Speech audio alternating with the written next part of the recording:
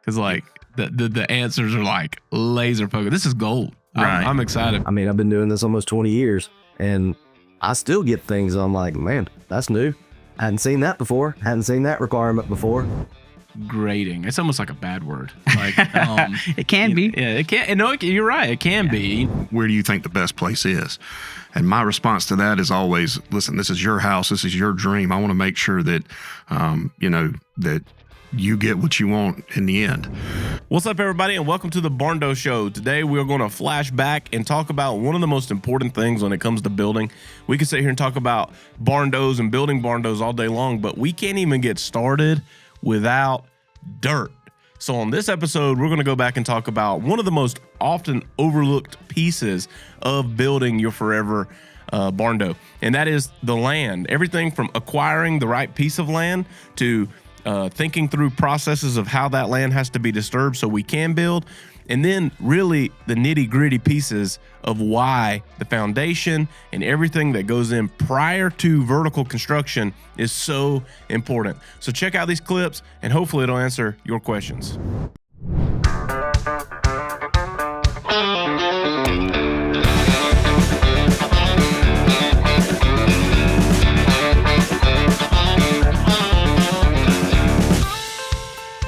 I'm pumped to have you on the show to talk about probably the most overlooked thing that can be an absolute budget buster. And if you skimp on it, it can cause you years and years and years of problems. So take a second, man. Tell everybody who you are, your company, and what you do. Yeah, man. My name's Jeremy Holbrooks. I own Holbrooks Outdoor Solutions. We're a local grading contractor in the upstate, and we take you from your grading work, your clearing, all the way up to your flat work. So, yeah. That's cool, man. So talk a little bit about grading. It's almost like a bad word. Like it can be. Yeah, it can. No, you're right. It can be, and the thing is like, I think a lot of times, especially what we do, right? We're not going in and mass grading communities on a regular basis. We're hitting up, Bob and Mary. They just received, 60 acres from their grandparents, or they just closed on a little 6-acre parcel, and they've got big dreams and they want the house, and they always want it in the worst possible location, as far off the road as possible. Yeah. And, there's a lot of cost that goes into that, like beyond building. And so like, I'd say the number one thing that we get hammered with on social media is we never post a price of a home. And every time we post anything, people say, price, what's the price? You never post the price. What's the price? Why do you not post the price? And I'm like, man, I can tell you what the home costs. And then when you come in and yours is $150,000 or $20,000 or just $2,500 more, you're going to say, well, that ain't what you told me. Yeah. And the thing is like, we're building an entire home, and land is a big piece of that, man. That's the pre-construction. So like, lean into that. Like what? Man, it's the key. It starts the process. I mean, we're the first ones on site. You have your site visits, and like you said perfectly, it could be in a hole. Like, you have no idea. And these homeowners think, yeah, you can build there. In reality, when like someone like us go out there and take a look at it, we have to break the news to them. Like, hey, this is probably not the best step or the best location to put this house. And like you said, there's so many variables. Unsuitable soil, or they have their other, mom and pop guy come in and clear it and then bury the stumps in the area they want to build. I mean, it's so many variables, like you said. So, yeah. Well, I remember starting out, we started the company, and, the number one thing was people would come in and they would go through design, and I hear these stories still today about people's experiences with other builders. Not all of them. There's some really great builders out there. Yeah. Right? We're definitely not the only one in town. But a lot of times, builders are really good at what it costs them to construct. And sometimes they don't tell the whole story. We were guilty of this in the beginning too. Like, we knew grading, right? And we would build in some percentage factors to kind of cover it. But one thing we noticed very quickly at the scale that we grew, with so many areas we build in, so many different types of terrain, and so many issues, part of our onboarding is the initial site visit. Now, when I send my project manager out there, he's not Jeremy, right? He's not going to have the same Knowledge. deep understanding of the situation, but he knows not to build in a hole. Yeah. And he knows, like, when he pulls up on site and he pulls off the shoulder and, there's 14 acres of mature hardwoods just thick. And, and they're like, there's a pond somewhere on there too. And we're like, great. And so, like, just getting a general understanding, we can very quickly point them to, hey, we believe that you got a substantial amount of work here before we can even talk about construction. And the power of that onboarding is, and that initial site visit is, that could derail the whole thing.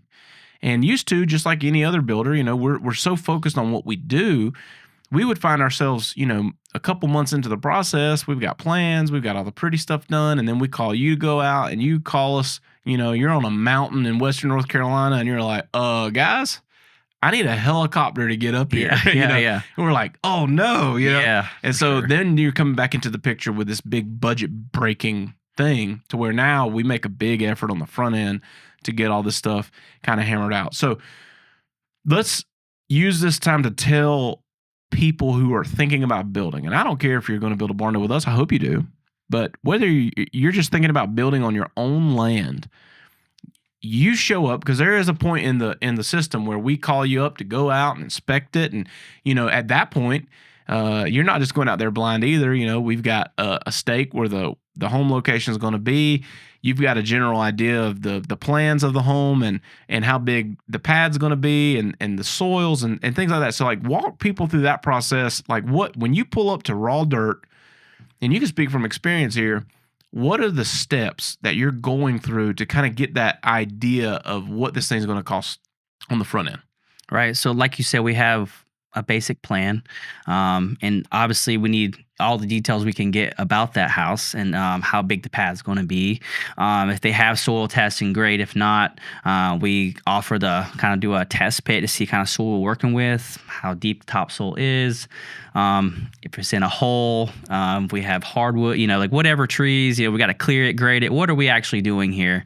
And basically, we like to have 2 stakes out. Basically, we take our transit out, we take some measurements on our cut and fill. And I think on the Barndo side, we're not using dirt on site anymore, bringing dirt in. So that's been a huge help as well on your side of things. And basically, we go from there. For a second, because I don't want to lose that. Yeah. Dirt. Somebody comes to the table, they got 20 acres of land, and they're like, why do you need to bring in dirt? You said it. How deep's the topsoil? So just talk about that, like trying to stabilize that pad where this massive home's going to sit, with thousands of pounds of material on top of it. Yeah, well, first you want to strip the topsoil and get down a good red clay, and sometimes you hit rock. I mean, you just don't know. There's so many variables in grading that that's why you do the test pits and you do all these extra tests to figure out what kind of soil we're working with. Because we don't want to get in the project and we hit rock and there's no line item, there's no clause in there. But while we don't use dirt on site, we could, if we found some good, if they want to pay or have someone come out, do a lot of test pits around the property and find good dirt. But the way in production side, we have to get in and get out. So we like to bring in dirt, good compactable dirt. We know the compaction rate of it as well. And this kind of gives us a better product as well. Yeah. And so, like, you go in and find 2 foot of topsoil. What's the process? Like, what are you doing from that point?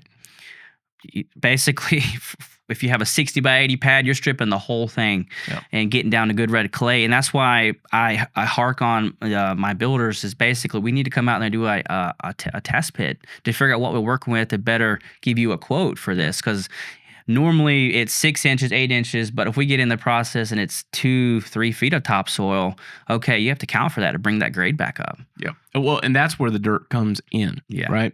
There's several scenarios here where dirt comes into play, but the number one question is, well, why do you need dirt? I don't understand. And look, you shouldn't understand. You're not a builder. You've never done this, or maybe you've done it before, but you don't understand it. And so we're trying to educate you as well.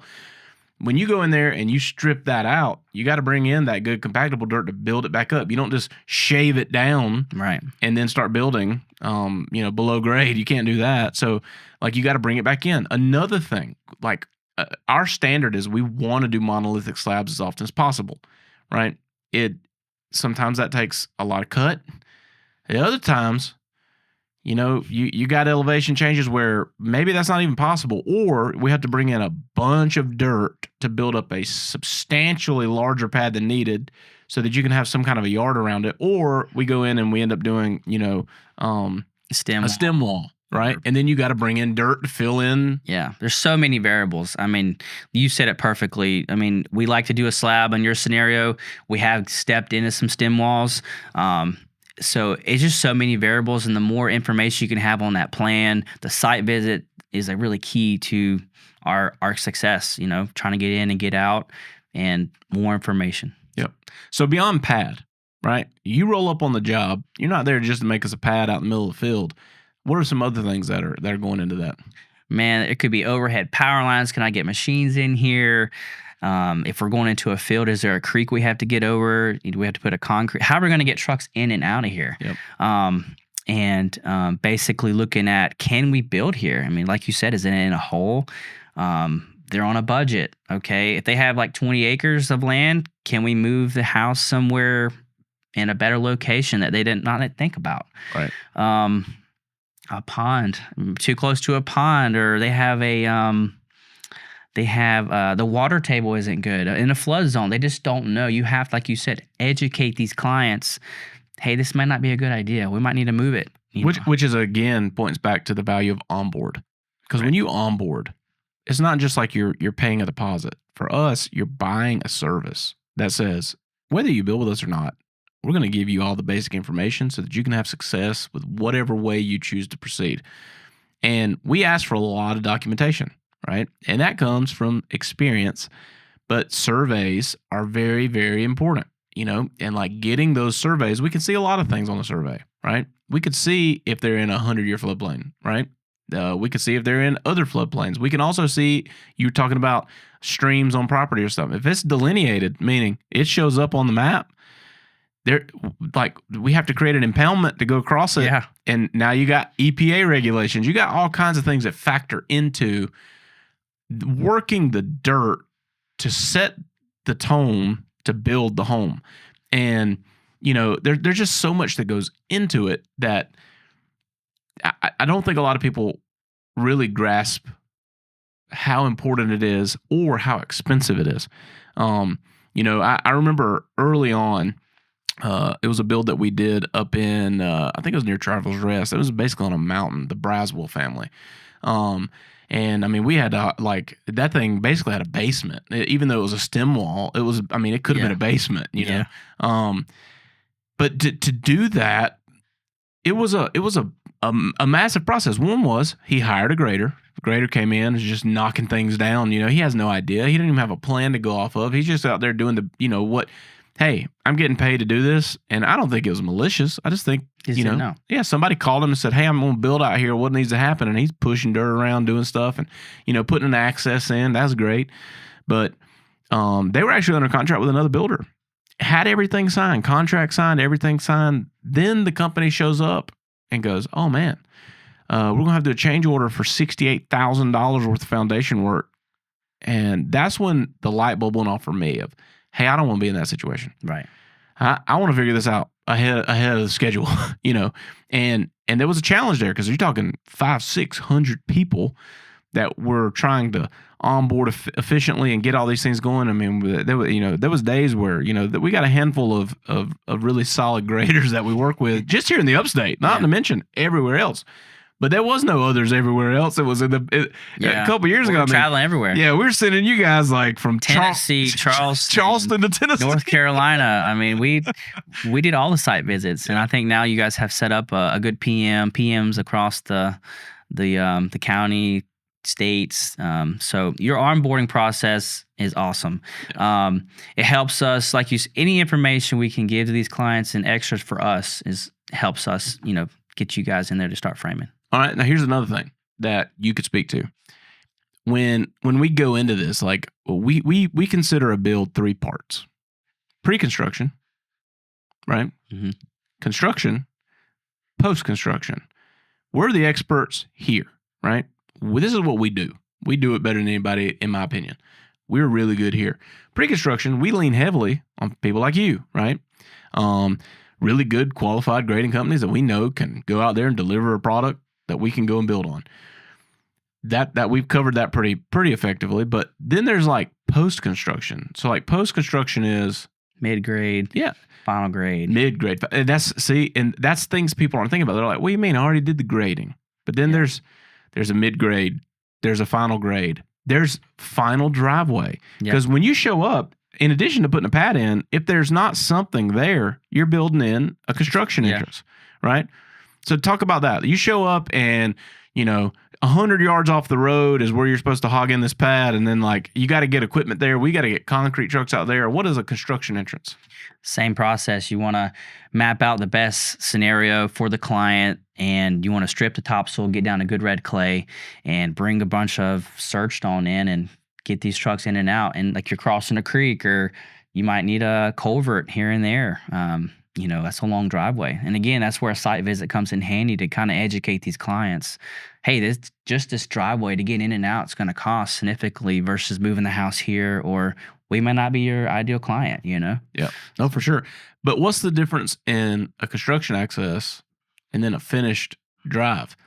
Oh man, like concrete drive? Oh, hell, it could even be gravel. Yeah. Well, surge stone is more that beefier stuff that's gonna, pack kind of a base layer for your final drive. You could bring in, asphalt millings or crush and run to prep when you do actually pour the driveway. Yeah. So. But why would you not? So here, this is a great learning curve. Well, you go out there and put surge stone in, right? Mm-hmm. And then 6 months of construction takes place. You got concrete trucks, semi trucks, you got cranes coming in and out, you got all this stuff happening. Where's that stone at the end? Oh, in the dirt. It's in the dirt. It's buried in the dirt, yeah. And so a lot of times, and not so much now, but we still get this because again, people buy land, they start working the land, they go in there and they put some nice crusher run in, right? They've got them a nice little access so they can get their vehicles in and out.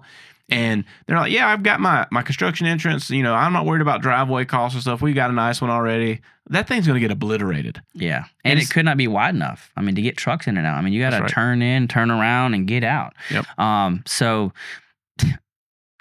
We use surge stone. It's just the best base out there for the end product. Yep. So. Yep. And then at the end of the day, before you're landscaping, right? This goes back into this post construction, right?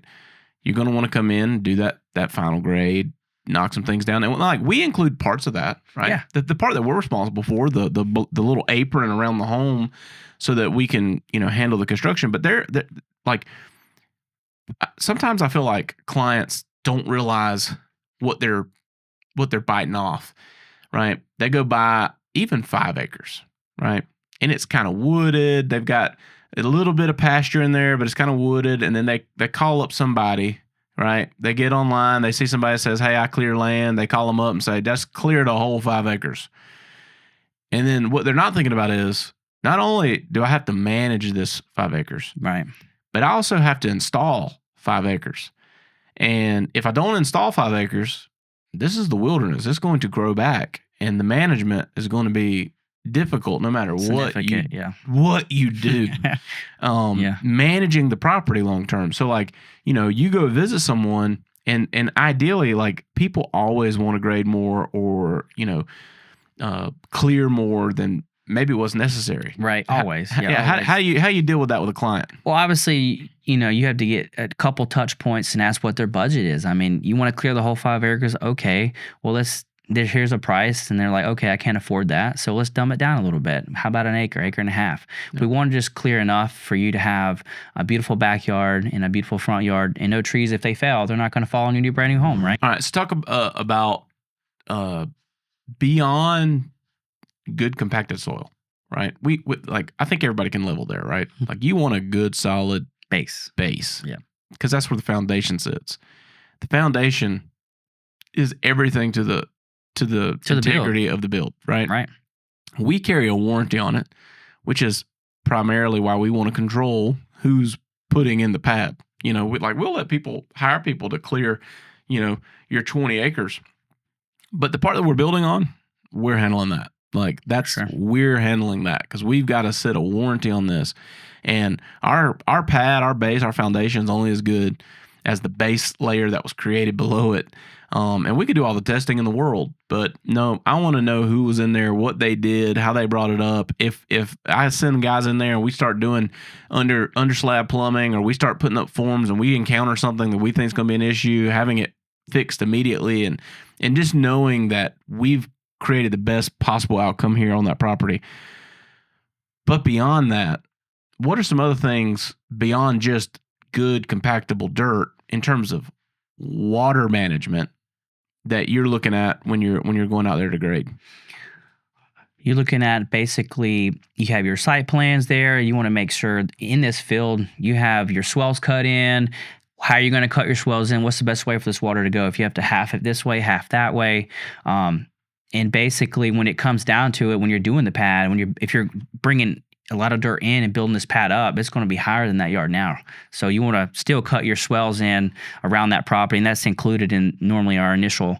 Then in mid-grade, we come in, make it look a little better because, like you said, it's going to get tore up. It's material's going to get dropped. It's going to rain, and then your final grade, we come in and make it look immaculate, and then the landscaper can start laying sod. Yep. So dipping back on something.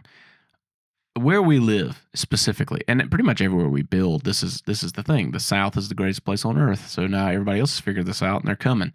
And so we're seeing farmland developed, right? All these little 3 and 5 acre parcels, most of them were cut out of 100, 200, 500, 600 acre tracts of land. And so we're going in and building on old farmlands, right? Old pasture land, where terraces have been cut into that land for that's sometimes it's natural, sometimes it's intentionally built for water control. And you're talking about culverts for streams. Well, also, if you're going to create a construction entrance or a drive or even grading and you're cutting into those terraces, there's a need there because that's designed to do something for water control, to where you got to take that into account, and not just look for the cheapest option. Like The number one thing that I could say is this, is nobody likes to see grading costs, including people in our office, our sales team, our whole people. We're just like, oh Lord, here we go. Let's see. But without it, it's impossible. It's impossible. Like if you want to have a great set of expectations and your experience aligns with those expectations, then you should expect grading is going to cost more than you thought it did. It's not going to be as simple as you think it is, right? And it's going to be a pain point to your build. Now, I will say, in the upstate of South Carolina, we have it pretty good.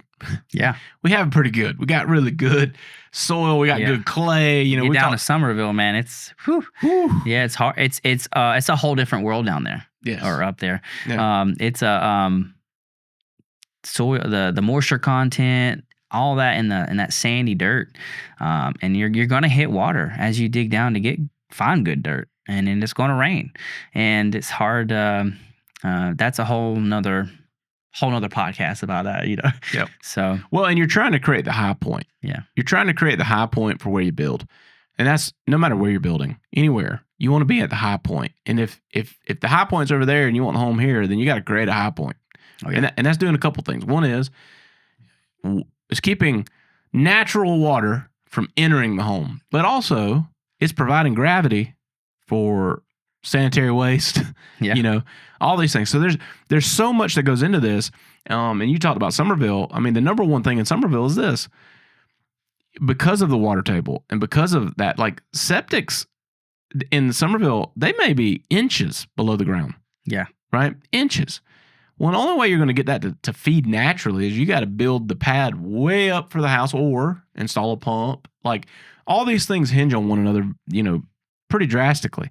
So I just trying to paint a picture for you of like what to expect no matter where you're at. You go to East Tennessee, you're building with us in East Tennessee, your enemy there, limestone, because, we show up, it looks beautiful, it looks great. They drop a blade on it and they hit limestone. Yeah. You just dropped into the hundreds of thousands, at least the high tens of thousands to get that all pulled out so that they can do what they need to do to get that thing buildable. Now, there are other ways to tackle it, right? Foundation changes, things like that. But these are just things that nobody knows. We don't know it. You don't know it. It's not until we go out there and we peel the lid back and we see what's in there, right? Like you were talking about people burying stuff. Like I remember very early on, we had a build where there was an old farmhouse there, and they went and got a demolition permit that had to be removed before we could build the new home. And they had their home that their primary residence was already on the property, and they had this old one. And they wanted to push it down and build this small little cottage barndo. It was the elderberry plant actually, and so they hired a demo crew to come in. They demoed everything down, and that demo crew said, "Hey, we'll go ahead and do the grading too." And they did all the grading, had everything there, and we show up to start, digging footers, and hit a refrigerator, and then hit all the debris from the home where they dug a hole, pushed it in it, buried it with some dirt. And that turned out to be a nightmare for that client. Like that was, unexpected. But again, that's where this trade had no communication with this trade. Neither one of us knew the other one. And, unfortunately, that's additional costs, and that's why it's so important to have a good eye as well. And you ask these questions like, hey, obviously if it's grass growing up and it's in a nice farm field or whatever, obviously, that's probably someone probably didn't bury anything there. But if you're pulling up and there was an old house there, and you got to ask these client questions, and why can't we build on something that someone buried? Well, obviously if it's trees and stuff like that, I mean, that rots away eventually, and it's going to cause your foundation to crack or settle. And so that's why we have to have good soil to work with and compactable. Yep. So let's do this. Tell me a nightmare scenario that you dealt with personally. On a any job. Any job. The earth is the earth, brother. Yeah. It was my first job ever in the cliffs of Glassy, and that was a pretty. I grew a lot, so it was these things that we're talking about. I didn't fully understand myself. I want to get my foot in the door, and obviously you're in Glassy, you're going to hit rock, right? So didn't have the correct rock claws in there, just going in digging a basement. Well, we hit rock. Well, that wasn't in there. No one knew about it. We didn't do test pits. We didn't figure this stuff out. And I was probably on a 10% grade trying to grade out this basement. It's pretty substantial. And I had to, not only working in the cliffs, you can't leave the dirt there. Like it's a straight drop off, right? So you have to haul all that stuff out. You have to build a road to get the trucks down there to be able to load the trucks. Just building the road and getting trucks in and out. I had several guys told me they were not going to come down there. And so again, that put me in a little bit of a bind. Like, how am I going to get this stuff out of here? So that job took way more time, way more than I thought. And it was a big lesson. Nightmare. I wouldn't call it a nightmare because I've learned a lot from it, but it was a nightmare trying to finish the job. And you got weather, you got rain. This isn't like working on flat ground. This is a pretty substantial grade. You got to have some skills to get down in and out. So yeah, that's pretty much. I don't really have crazy stories, man. Well, I mean, but you do other stuff too. Like, I mean, it wasn't long ago I saw you post something, man. You were building, grading and putting in foundation piers for a house. Like a hotel. Like, I mean, talk about some of the different things. Like, somebody's not building Barndo. Maybe they're going to build a traditional home. Like, what are some of the other things that you do? And I know you do flat work and stuff too. So, like, lean into that. So basically, we take you from your clearing, your grading, your construction drive. If you're digging a basement, we dig your basement for you. We dig your footings for that basement, and you hire your contractor to come in and pour your walls. Then we'll come back and pour your slab. Doing a crawl space, we've done masonry work and your brickwork. So when we leave, you can start framing from there. Mid-grade, final grade, stuff like that, backfilling. We do stem wall work, which same thing as a process as your crawl space. Come in and digging your footings, doing your masonry work. We fill the masonry CM block, come back and fill in that area, 4 inches of gravel, pour your slab. So that's basically us. One-stop shop team. Let me ask you this. What's been one of the coolest projects you've worked on?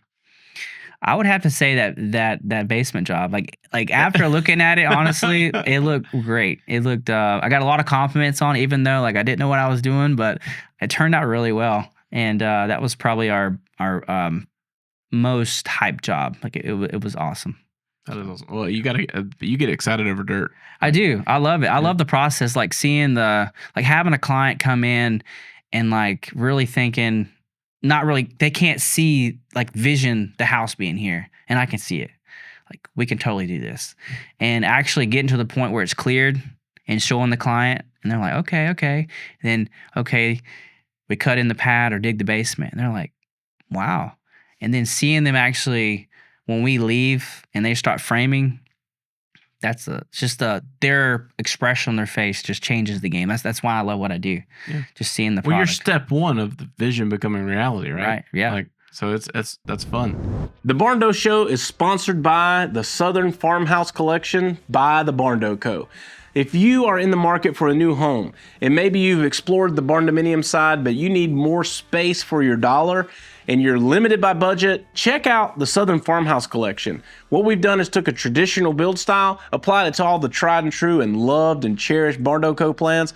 You can check out more details about the SFH Southern Farmhouse Collection at thebarndoco.com. I've had people on here several times to talk about, the pre-construction side, and doing a single family dwelling on 10 acres of land out in the country is vastly different than building 200 homes on 10 acres in the city.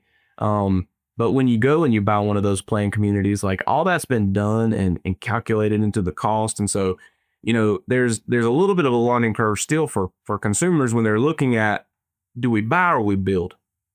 And, they can look at the house itself and realize like, well, we could buy an existing house always cheaper than we could build anything. We could buy new construction, or we could build our own, and there's going to be a cost gap because there's things that are happening to where you're forking the bill for 100% of the development costs on the order versus in a neighborhood where, you got these little pre-planned lot. You call them something. What are they? Something wide drive up, like the lot, like, you know what I mean? Like it's a different. It's a planned community, and you're exactly right. So what you miss on the build on your lot that you get in a planned community like that is economies of scale.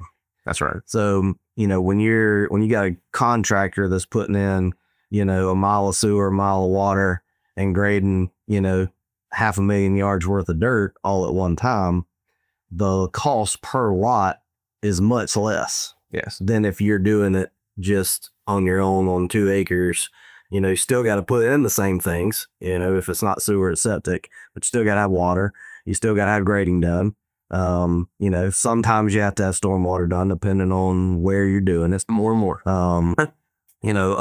Fortunately, Spartanburg's a little more friendly than others on a build on your lot scenario. Some counties are not, though. Some counties make you do the whole full, you got to do an individual lot drainage plan, and that's just what you got to do. Yeah. And so, but you're exactly right in that when you're going to a established neighborhood or built neighborhood to buy a home, the cost per lot is a lot less. So that's why when, we built our house on 290, 11 years ago. And, I was even surprised about how much the site work cost to build our house. And I'm in this industry, right? Yep. And I was like, you got to be kidding me. How can it cost this much just to punch a road in here, grade a little bit enough to put a foundation in, get my septic where it needs to be, and run a water line? It can't be that, but it is because of the economies of scale that you're dealing with. But yeah, absolutely. If you're buying from any of the national home builders, even the custom local home builders in the neighborhood, all of that stuff is already done. Yep. It's pre-built and built into what you're paying for the house. Yep. Whereas you're doing the build on your lot, it's a totally separate line item. Well, and also the side of it is if you're buying the land yourself and coming to me with it, you got the deal on the land. Right. And if I'd have bought the land and I'd have did all that pre-work, your lot would have cost a little more. Yeah. Yeah. So it's a hidden evil between, because people come to us and they're like, man, we've been looking for dirt for 5 years and we found the best deal on planet Earth, right? And we know barndominiums are affordable. We've seen it. We know how you price them. This is going to be great. And then we get out there and we talk about, installing their drive and doing all the things. And now there's $50,000 into it that they weren't anticipating. And then they're like, what? How is this possible? And it's just surprising. So we made a big effort to shine the light on it to help people prepare for it and understand some of the difference. The whole purpose of this show is to educate people. Sure. Educate them. Right. You can get on the website, you can go on the social media, you can see the products.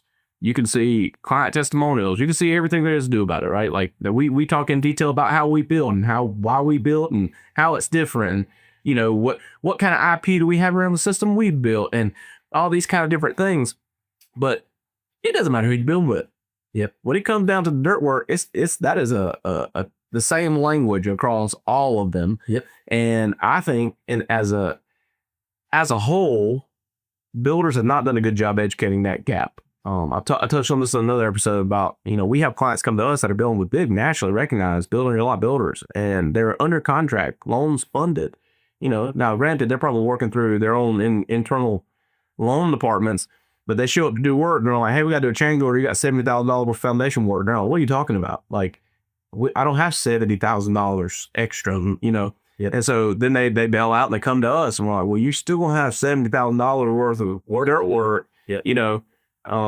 We might come in and it be 68, but it's not going to be vastly different. We don't have some kind of massive, equipment that makes it cheaper. Well, and I think the biggest thing, if it was an individual homeowner, the advice that I would, or individual property owner that's looking to do a build on your lot, the biggest advice I would give them from the development side is, during your inspection period or your due diligence period while you're under contract, have somebody look at it with you, contact your favorite engineer, whoever that is, and just have them look at it, because there's so many, you may be getting the deal on the property, but there might be a reason.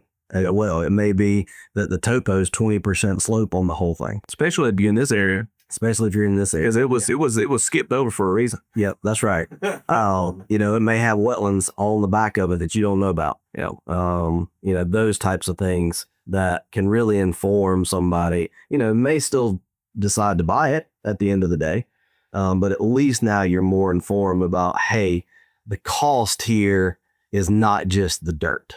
And I think that, to your point, that's the person that's trying to do the bill on their lot. That's where their mind is initially, is, okay, if I buy this dirt, I'm good on the dirt. Now I just got to build the house.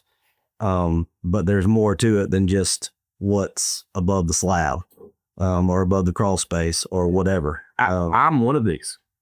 One of the first things that I sent you ever when we connected, and I kind of realized what you were doing, and I bought a piece of land in a great area. I was like, oh my God, I got a good deal on it. And I bought it and we were going to build on it. And I'd sent it to you and was like, hey, look at this. And you said delineation upstream. And I'm like, I don't know what that means. You realize it means money. And when we looked at it, now granted, I got it for a steal of a deal. But when we looked at it and where I needed to build to make it like the vision come to life was, there's a whole bunch of stuff that has to happen for me to be able to impound that stream and cross over that stream and put in this driveway and get up to that area and all these things, to where all of a sudden my deal on land did not look that sweet so good. Yeah. Yeah. So I ended up sitting on that for a couple of years and finally, sold it to a neighbor that just wanted it hunt on, and it worked out great. But Sure. It's just trying to educate people that there's so many variables. And here's the other side. You said the cuss word of construction, permitting. Yeah. And when we, people don't get it. We have clients all over. We build, right now, we build in more, but we have completed bills in 150 counties. And every one of them is different. Yep. And every one of them has a different set of rules and restrictions and what they want and what they don't want and what they'll do. They All under the IBC, but they still all have their own. Oh my God. There's some, we moved in Tennessee, we went up there, we had 2 houses built in 2 separate counties, and we went up there to pull permits and said, oh, we don't do permits, just go build it and have fun. You're like, wow. Can you guys call the state of South Carolina and let them know that this is possible? But there's nothing we can do. And so speaking into that, like in terms of permit and why, like maybe you could connect the dots here. So like, we talked about stormwater management, these land disturbance permits. Yep. There's a reason for it. Everybody's moving here. Mm-hmm. All this land is getting grabbed up. And so the county is trying to control what's going where, because if there's all this available land and you got industrial facilities going up, commercial buildings going up, and other people are buying little chunks in the middle to build houses on, that's problematic. Mm-hmm. And so they're trying to put some things, like, it's a good concept. They're trying to be planning and be forward thinking. Instead of proactive, instead of reactive. Yeah. But it's a pain in the butt to someone who's trying to build a dream home. But, we get more pushback with homeowners because, the loan's closed, like they've made it through that part, right? And we're doing all 100% custom homes. So like we're designing these things from the ground up. They're working with our design team. They're creating their floor plan.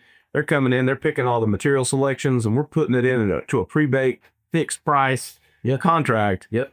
And delivering it to them. And then the loan closes 60 days later, the money comes in, and then we try to work on this stuff ahead. But there's only so much you can do ahead. Correct. Especially with a land disturbance permit, because sometimes if you don't have that, you can get out there and you can do some preliminary grading and kind of get the ball rolling. Yep. Before, actual permit and Or not issue a building permit till that thing's in hand. Correct. Yep. And so, but with the land disturbance and all this other stuff, like, connect the dots there for people, because I think that there's a knowledge gap there too. Is like, hey, what are you talking about? We planned this, we've done this, we've been working with y'all for 3 or 4 or 5 months. The money's in your hands. Why is nothing happening here? And we're waiting on permits, and they just don't understand it. Like, Right. From your perspective, share a little bit about that. Yeah, so I think I was talking to a home builder about this yesterday. The fallacy is that every permit is like a building permit that you can get in 30 days, 45 days. And that's just not the case. So land disturbance permits are required statewide. And then every municipality has some municipalities are able to produce those permits internally if they're certified by the state of South Carolina to do so. But then other municipalities are not. It goes straight to Columbia and is processed that way. However, you cannot, no municipality will issue a building permit without a land disturbance permit, either from the county and state, or from the state if it's one of those counties that goes straight to Columbia. And unfortunately, even at, the engineer's most efficient, you get comments on Monday, they're back out on Tuesday, kind of thing. Those permits are 60 to 90 days, no matter what. And that's just because every review is a 30-day timetable for the municipalities and the state, and they will take every day of that to review it. Because they're all probably looking at what, 200,000 or 300,000 a month. Well, sure, yeah. And so, that process just takes that long, because if you figure, okay, an engineer takes, let's just call it a 10-lot subdivision, right? Takes an engineer, let's call it 60 days to design. He submits it to Spartanburg County. Spartanburg County got 30 days to review that initial submittal. Then that engineer is going to get comments, somewhere around that 30-day mark. He's going to have to turn those back around, which typically is going to take a week, roughly. And then they get another 30 days to look at it. Then at the end of that 30 days, if there's still something outstanding, potentially they could get another 30-day review, after those comments are addressed. So that's why I say you're going to be 60 to 90 days just on the permitting process. That does not include the design work, survey, all the due diligence items, wetlands delineation, geotech report if you're doing one, all of that stuff on the very front end. So you're looking at, basically a 6 to 8 month process from the time you decide you want to develop something. And that's on the small side. You're doing a 500 lot subdivision, it's a year, every bit of it. And so, unfortunately, the smaller jobs don't take less time in permitting. They're going to take the exact amount of time because all the municipalities have the same time frame to review on something that's 2 acres versus something that's 200. I think the knowledge gap is, well, my neighbors built, they didn't have that, or my friends built, they didn't have that, or we built and we didn't have that. It's always changing. In other counties, it is like Warren's County. The Orange County was just nothing. And now everybody's moving there. And so they're like, no, we got to do all these things. Yeah. And so like, you get in these situations, but the difference is like sometimes like we handle this for the clients. So like they're not involved. And so the goal's to educate. Sure. Why is it taking so long? I promise you, we get paid to build and be done. Right. Like we don't want it to take long. Yep. We're not dragging our feet here. We're ready to get done too. But sometimes the land disturbance piece is somebody bought a piece of property and they cut it up, and like you bought a 5 acre or 6 acre, 2 acre, 10 acre, whatever piece, and they sold a bunch of them. That's already been done. That land disturbance piece was done when they cut it up. Yep. We can apply for a building permit. That's got on, it's on file. Like we go in and say, hey, we're building on this lot. They go, all right, everything's checked off. You go buy 50 acres. And you're like, hey, this was agricultural. It's been a cow pasture for 275 years. And now we're going to build a home on it. There's nothing done. Where are you building the home? Right. What's going here? Like, we got to carve this piece out, and then, they're trying to do tax exceptions and exemptions. Well, let's carve this out a little piece here we're going to build on, and we'll keep the rest of this back here agricultural. Great. Now we've got to do plan land disturbance for this. Yep. And we fall in all the gaps.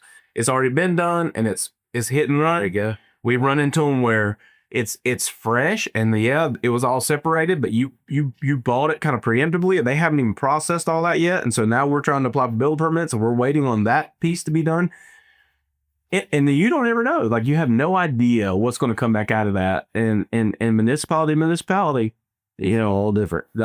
Some that you might have running, or you got to put silt fence in. And people are, screaming at us like, why are we putting silt fence to prevent water from running off of my property onto my other property? I'm like, because that might not always be your property. Yeah. Right. Like, and they don't know that that's your property. Like, so it's just it's a process that has to be followed, and it's due to growth of demand.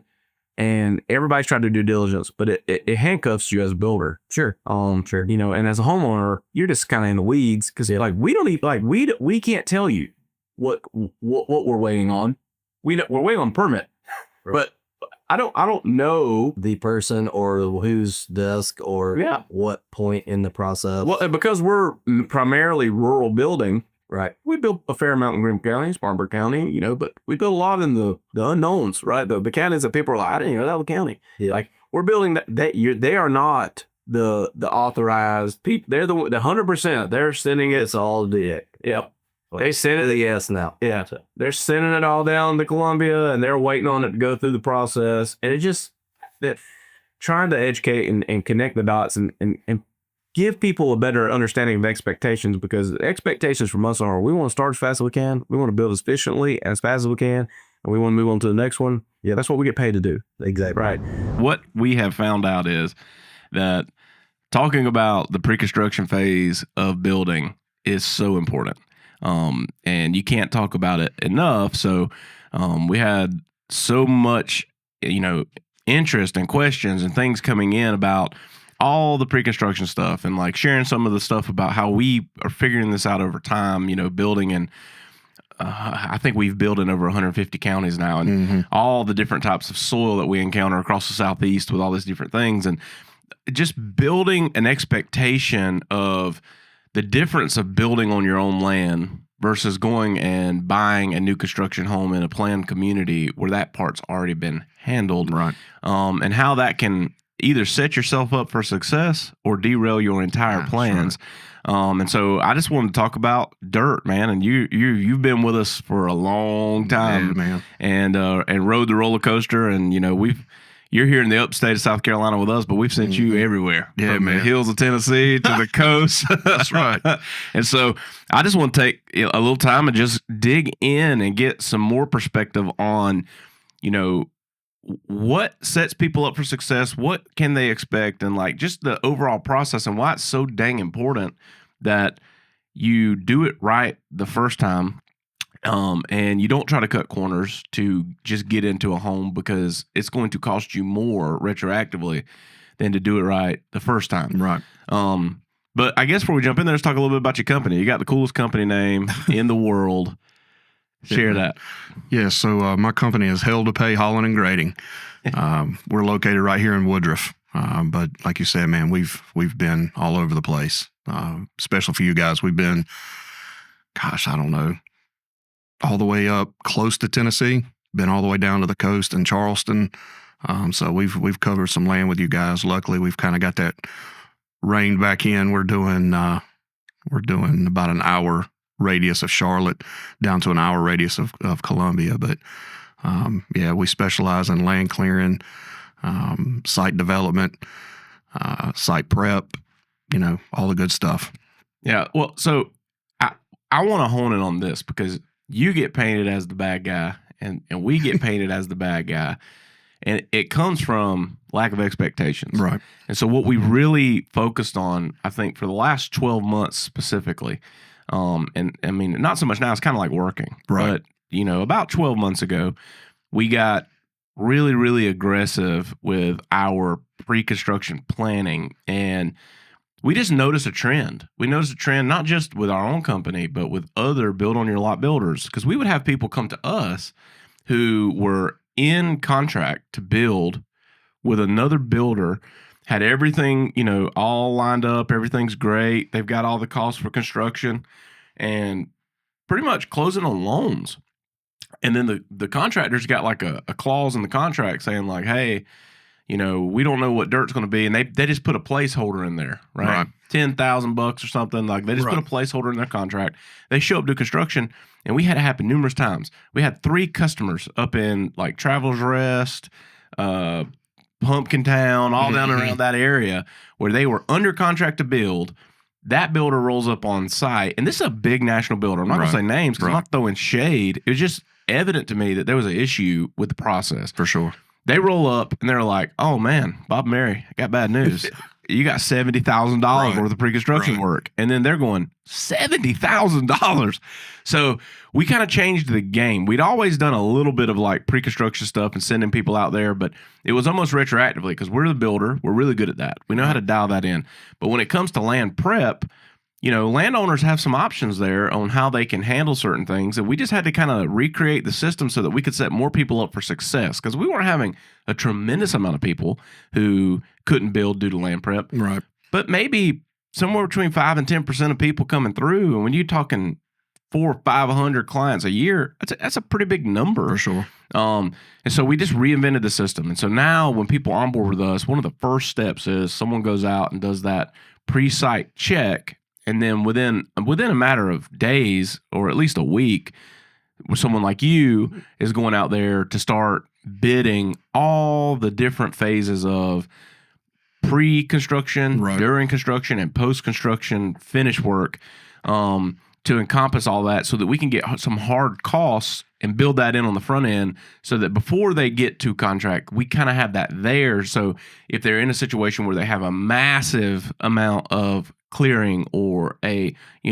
long driveway, that's the number one killer of all dreams right there. Because we get somebody called, they're like, man, we just bought 50 acres. It's our whole dream's coming true, and we want to build at the very back of it. Yep. And, every time. And then they're like, what do you? It's going to cost $100,000 to put my 2 mile long driveway in. Right. And so we want to catch that early, right? And we want to leverage people like you because you have expertise and you're really good at this, right? To go out there and kind of see the stakes of where they're wanting to build. And you can make a phone call and say, hey, what kind of budget are we working with here? Because this is going to be expensive. Right. And then you can meet with homeowners and kind of like show them other options on their property. But for us, that's been a game-changing thing to where we're having way more success rates and way less surprises all along the way so that people know going in. And I just kind of want to lean into that. So, like, talk through that, right? You roll up on, like, because you get sent stuff from us weekly. Right. And you roll up, and it's everything from a half-acre lot to, someone bought a whole municipality. Yeah, and for sure. And just kind of, like, you pull on the job. Walk through that process. Yeah, so basically what we do is we go meet with the site manager, we meet with the client, and they always kind of say to me, hey, what do you think? Where do you think the best place is? And my response to that is always, listen, this is your house, this is your dream. I want to make sure that that you get what you want in the end.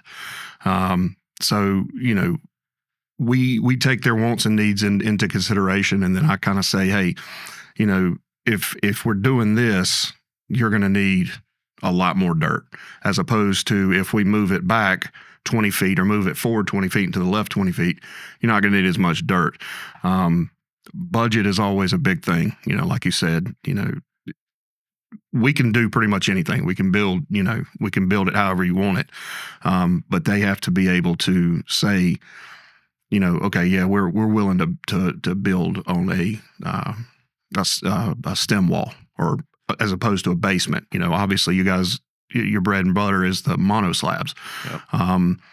And like you said, man, these people, they buy their land and they're jacked up about it, and they've got that emotional peak, and you just want to set the standard with them of, we can do this here, we can do it here. Here's some things to think about. Like you said, driveways. If they want it all the way in the back, stone ain't cheap. So that's all of that stuff is things that we have to play into, and look at going into it. That way, when they've closed on their loan, there's not this giant surprise of, hey, we're going to have 100 loads of dirt brought in here to build your pad up. So if we get that on the front end, it makes it a lot easier to deal with and make it a smooth process from loan closing all the way to, hey, here's your keys to your new home.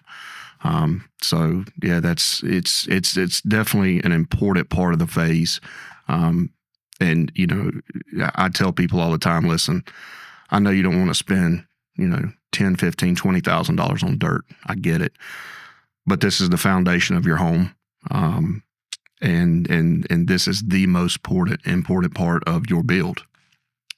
So, it's good that you guys make that a priority up front to start the process of figuring out, hey, what's it going to cost? What are some of the challenges we're going to look at, and some of the things we're going to face, and what's the easiest and most favorable thought process of overcoming those things? Yeah, well, we don't even send them into design until we've had those conversations now, because we know what they want, right? And so we give you those parameters. But when you go out there and start figuring it out, and we learn, hey, because there are times that we've had clients shelling out $100,000. Oh yeah, for pre-construction, and maybe it's not all encompassing there, right? But there's so many different variables to this.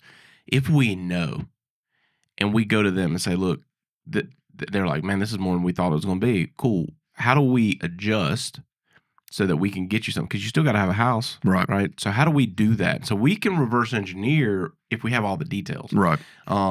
And that's the whole thing for us is like what we build better than anybody, I believe. 100%. But I think there is an intentional effort now of, I want you to have a better experience than anything. I know, regardless of what size house we build you, it's going to be built to perfection. Mm-hmm. We have really dialed in the process. Do we still make mistakes? Absolutely we do. But overall, when it comes to building a turnkey barndominium, we have a rock solid process of how we do it. Right. But just knowing those things up front, and especially in the rural areas, which is where we are. That's I had a friend of mine in California. We were talking through some stuff, and he was like, "You guys building the exurbs?" And I was like, "The exurbs?" He's like, "Yeah, you don't use that term?" And I'm like, "That's got to be some California." Yeah, talk. man. And he's like, "You got the city, then you got the suburbs, and then beyond that's the exurbs." And I was like, me and you can say exurbs, but people around here don't know what that means. We call it sticks. Yeah, we into sticks. The boondocks. Yeah. So we roll up in the sticks. There's a lot of variables. For sure. You bought this piece of dirt. You want to build on it. That thing could be layered with hardwoods, or, and especially around here, just a pine grove, Mm-hmm. you know, and you got to do something about that. You got to get rid of that stuff. And then you got to come in there and figure out if it was a pine grove, it's going to have so much topsoil Yeah. that you're going to be doing some digging, regardless of the fact that we got the most beautiful red clay in the upstate of for South sure. Carolina. God, it's so much better than everywhere else. So easy to work with. But if it like to get to that point, and then you got to put in a road, Yeah. and like just all the variables. Plus, hey, also we've got to dig a well, and we've got to solve that riddle, right? How far were they gonna have to dig to hit water? We don't know, Yeah. right? We get lucky a lot of time around here with a bored well, right? You ain't got to go too far. You get into a water table and you're good. Right. But sometimes you get into a drilled situation, and they give you a quote to drill, and it includes up to this many feet. No, it ain't even close. And they're like, we will hit water. We just don't know Just don't know when. And so you got that happening. And then simultaneous to that, you know, you got DHEC planning that's putting in this septic situation. And they're kind of the mafia telling us where we're going to put stuff. Yep. And so, like, even if we have a game plan and they come out and say, nope, you pert here, Yep. we got to change, call an audible and figure it out and piece all of this together and do it in a timely fashion. And, you know, so I think the biggest thing, and it's to our favor now. Right. In the beginning, people thought we were insane. Like, I think so many people thought we were, you know, scamming people because, like, the mindset is like, I just meet with you guys. I tell you I want to build this house. And then, like, next week, we start building this house. Okay. And it doesn't work that way. Right. And we've always been a slower start Right. in hopes of a faster finish. And onboarding is literally that process. And so, I mean, we had clients in the beginning, we were trying to piece all this together, and we've got more people than we ever dreamed would be in this thing. And we're trying to build a system, and it was horrible. And so, like, in the first early years, we were building great houses. Mm-hmm. But man, our process, like trying to figure out how to do this on a big level, like it might, from the time you onboarded to the time you moved in, it might have been 2 years. Right. Now that's within a year. Yeah. And we put so much effort into the process and to the client experience that we want to move that up. But still, the goal is the day you onboard with us, our goal that everyone is working toward. Now, we don't always hit it, but the goal is within 100 days, we're ready to build. Right. And people are like, man, 100 days. Like, even other builders we talk to, like, you know, and I get it. It's elements of scale, but when you build a geographical footprint the size that we build in, Right. And you've got 500-600 clients coming through, you want to plan well, because you don't just have like a little mistake. And because of the way that we price, we don't do cost plus. So, Mhm. you know, like, you know, there's a lot of builders out there that don't really care. Like, they're like, hey, you know, we think we could do this for $400,000, but you need to put a 10%, 20% contingency in there, because, you know, who knows, man, prices could go up, things could change. We might find something out there.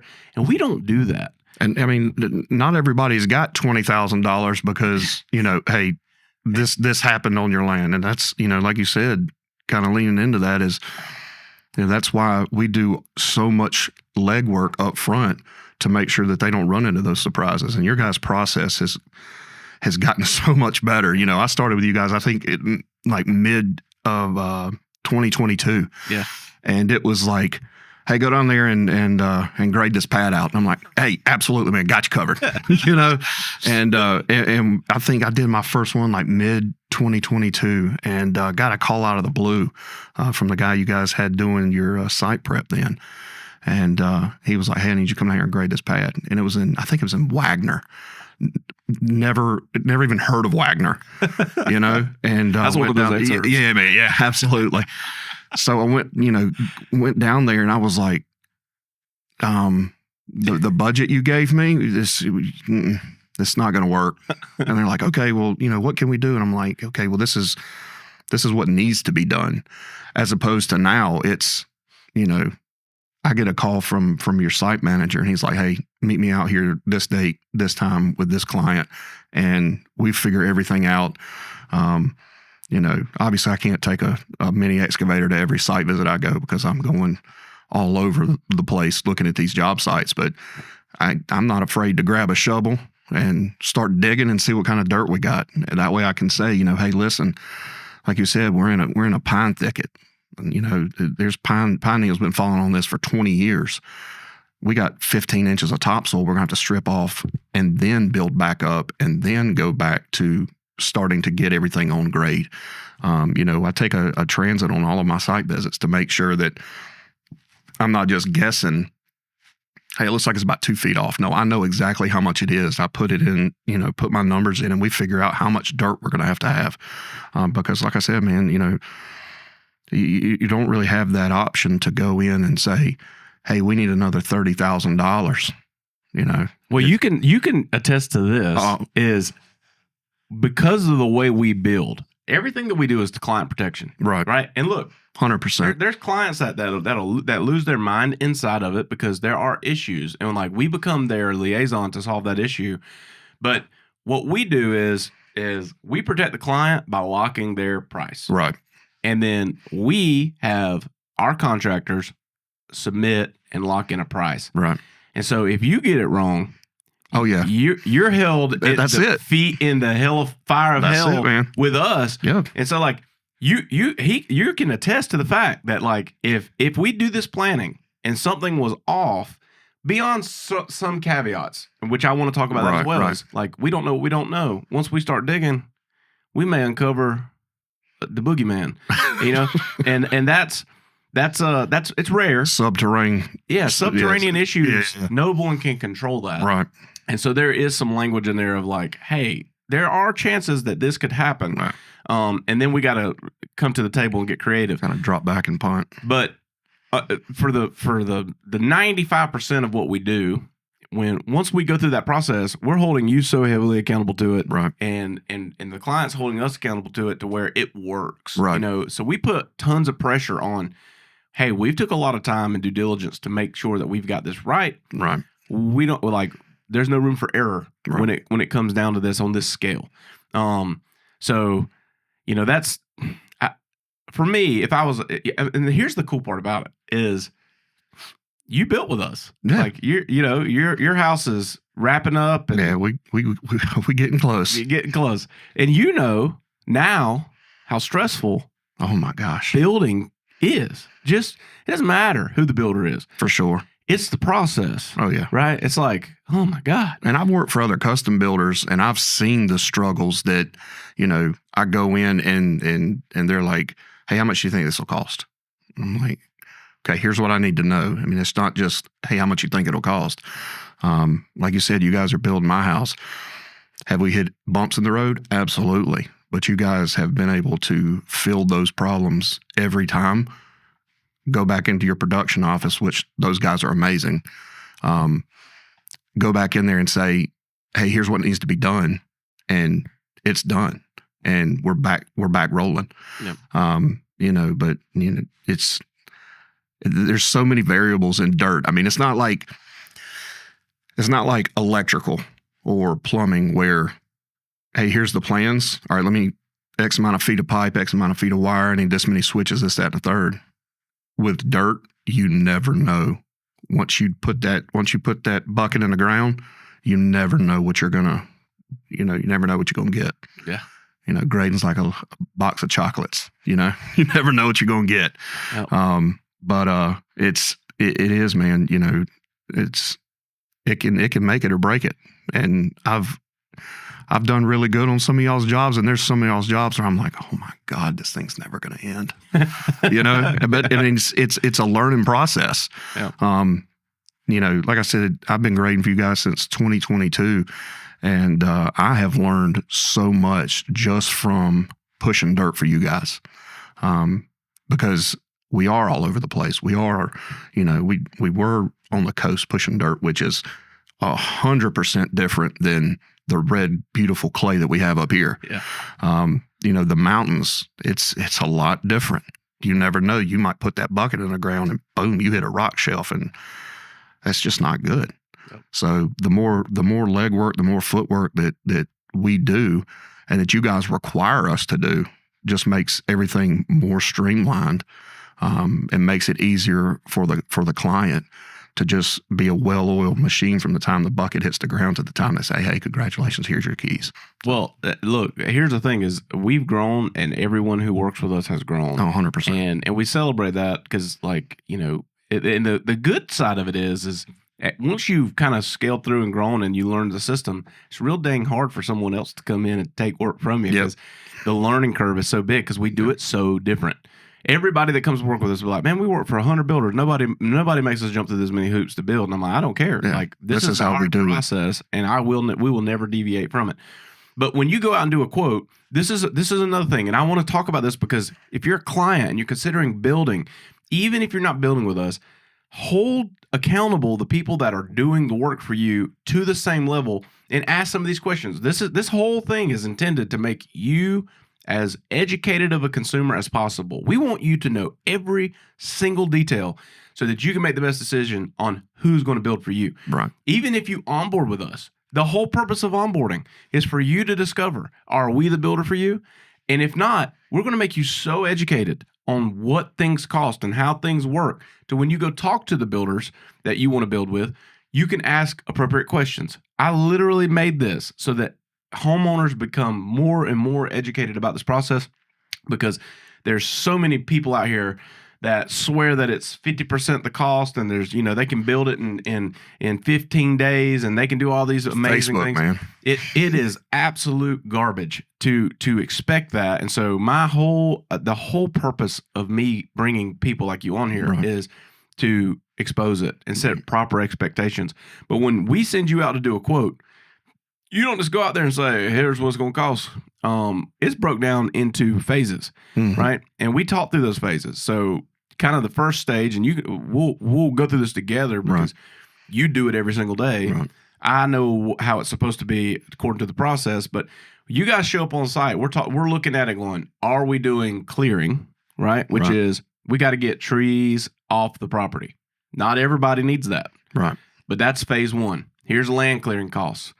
Second thing is we got to put in a construction entrance, right? And there's a huge misconception sometimes as to what that is. It's not finished driveway. Well, it ain't crusher run either. No, it's surge stone and like it's a brute entrance for brute equipment to get in there because concrete trucks are heavy and they're going to be coming in and out of that entrance. Then you got semi trucks coming in and dropping things. You got cranes coming out pump there. Trucks, yeah. Everything's coming through there. And so when they put it in, a lot of people were like, man, that's a nice entrance there. That thing's going to get destroyed. It's going to be a great base for what you want to do at the end of the project, trust me. That's right. So you've got your construction entrance costs. Then you've got your mass grade costs. You got to put in the pad for where we're building, which is, you know, where we're mucking and bringing in dirt and building up. That's the most intentional piece. And so if you're a client coming in with us, we're a little bit loose around the clearing and the things like that. You know, we're going to provide you costs for that, but we're you know, we get it. You got an uncle that can push some trees down. Cool. We do not compromise when it comes to that pad base, making sure that thing's at the proper elevation with the proper things. And you know, we've just learned like there are creative ways to get around some of those things financially, but in the end, customers are set up with issues, legacy issues. And we want to educate on that as much as we can. And it's more to the low country, right? Because you got septic systems that are 5 inches below the surface of the earth. And like, if you don't build that pad up, you ain't gravity feeding that system. You know, you're putting grinders and pumps into your septic and like, yeah, that works. And it's common, but it's not the best. Right. But if you're given that choice or $40,000 of dirt, sometimes you might take that choice. Right. But we're giving you the pad prep costs, that construction entrance cost, and then you're doing a mid grade during the construction, and we'll talk about that. Like, and then you come back at the end and you're doing a finish grade, and then if we're going to do a finished drive with some crush and run or some asphalt millings or something like that, then we're quoting that in there as well. And so there's all these different pieces and variables that go into one big master grading cost. And so talk through that a little bit because I want people to understand. And so like, and again, the purpose of this is not to tell you so you just understand why we do what we do. It's to make you understand what you might be missing if you're building on your own if you're building somewhere else in the country where we don't even build. But talk through those steps, right? What is a mid-grade? So the mid-grade is after the initial grading's done, after the clearing's done, after, the pad is built, after the concrete is poured.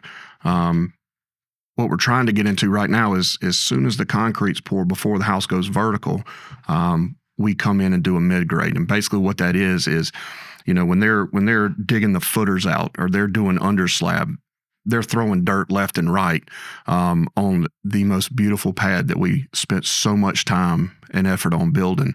And if your house is, you got a high side or a low side, just depending on how the water runs on the property, water is the biggest enemy. The mid-grade is designed so that once everything is poured and everything's, we're building here. We come in and we grade everything out. We smooth everything out and make sure that, number one, the water is flowing away from your foundation. We don't want to wait on that. We don't want to, people are like, well, I don't understand why I got to have you come in halfway through just to grade again. Water is the biggest enemy to these homes. It's going to take the path of least resistance. And if you're not careful, that path of least resistance can go, to your foundation. And that's where we come in and basically make the water shed away from the home and make everything nice and smooth and pretty. So that everything is functional and we don't have to wait until the end and battle these huge water trenches, these huge washout areas, stuff like that. Yep. So mid-grade happens, then the house gets built, we get everything in the dry, and then you're coming out and doing a finished grade. Right. So finished grade, explain that. So finished grade is basically when we are getting ready to, or you guys, I always say we, because, I do so much work with Barndo. You guys are like family to me. But when we get to the point where we're like, hey, we're getting ready to start calling for a CO, I love doing those. I love doing final grades because I take so much pride myself into making sure that these homes look like I would want my home to look like. Spend the extra time. I tell my guys all the time on final grades, I'm not worried about time. Get out there and make it look like you would want your house to look like. Again, there's so much time between the secondary and the final where we got to revisit water issues. We're going in, smoothing everything out, getting it ready. If the homeowner wants to put sod in, if they want to, seed and straw everything, we strongly recommend that. A lot of times on final grades, if they've got downspouts and they're not going to push to where, the water's not going to push where it needs to be, we'll tell them, hey, listen, if it's in your budget, I would strongly recommend taking these downspouts, burying them and daylighting them a little bit further away from the property. That way, all of that water that's coming down off of those metal roofs is hitting those gutters and going away from your house. But yeah, I mean, it's basically just getting you ready to move in and getting you ready to, everybody wants to do landscape. Everybody wants to make the house look beautiful. And that's our end goal on a final grade is going in and making sure that when they move in, everything's functional and everything's pretty. Yep. Well, and it's important because, we've done landscaping for people. Right. Like we've had people that want to build it in and they want us to go out there and put, shrubs and mulch, or they want us to hydroseed, or they want us to sod, or, like we visited that. And there's some municipalities we build in where we ain't got no choice. Yeah. At least the 5 to 10 foot apron around the house. But we don't build that in. That's not like part of it. And here's the reason why we do it is if you build it in, and we will do it, but I'm super transparent. We've been this way since the very beginning of time, is we're going to hire a landscaper and we're going to mark it up, and then we're going to manage it because now we're responsible for it. You can handle that piece. That's a great piece to build in and like do on your own. If you want to do some DIY, do it there. Right. Post construction, for sure. Corey rolls up and does your finished grade. Get started.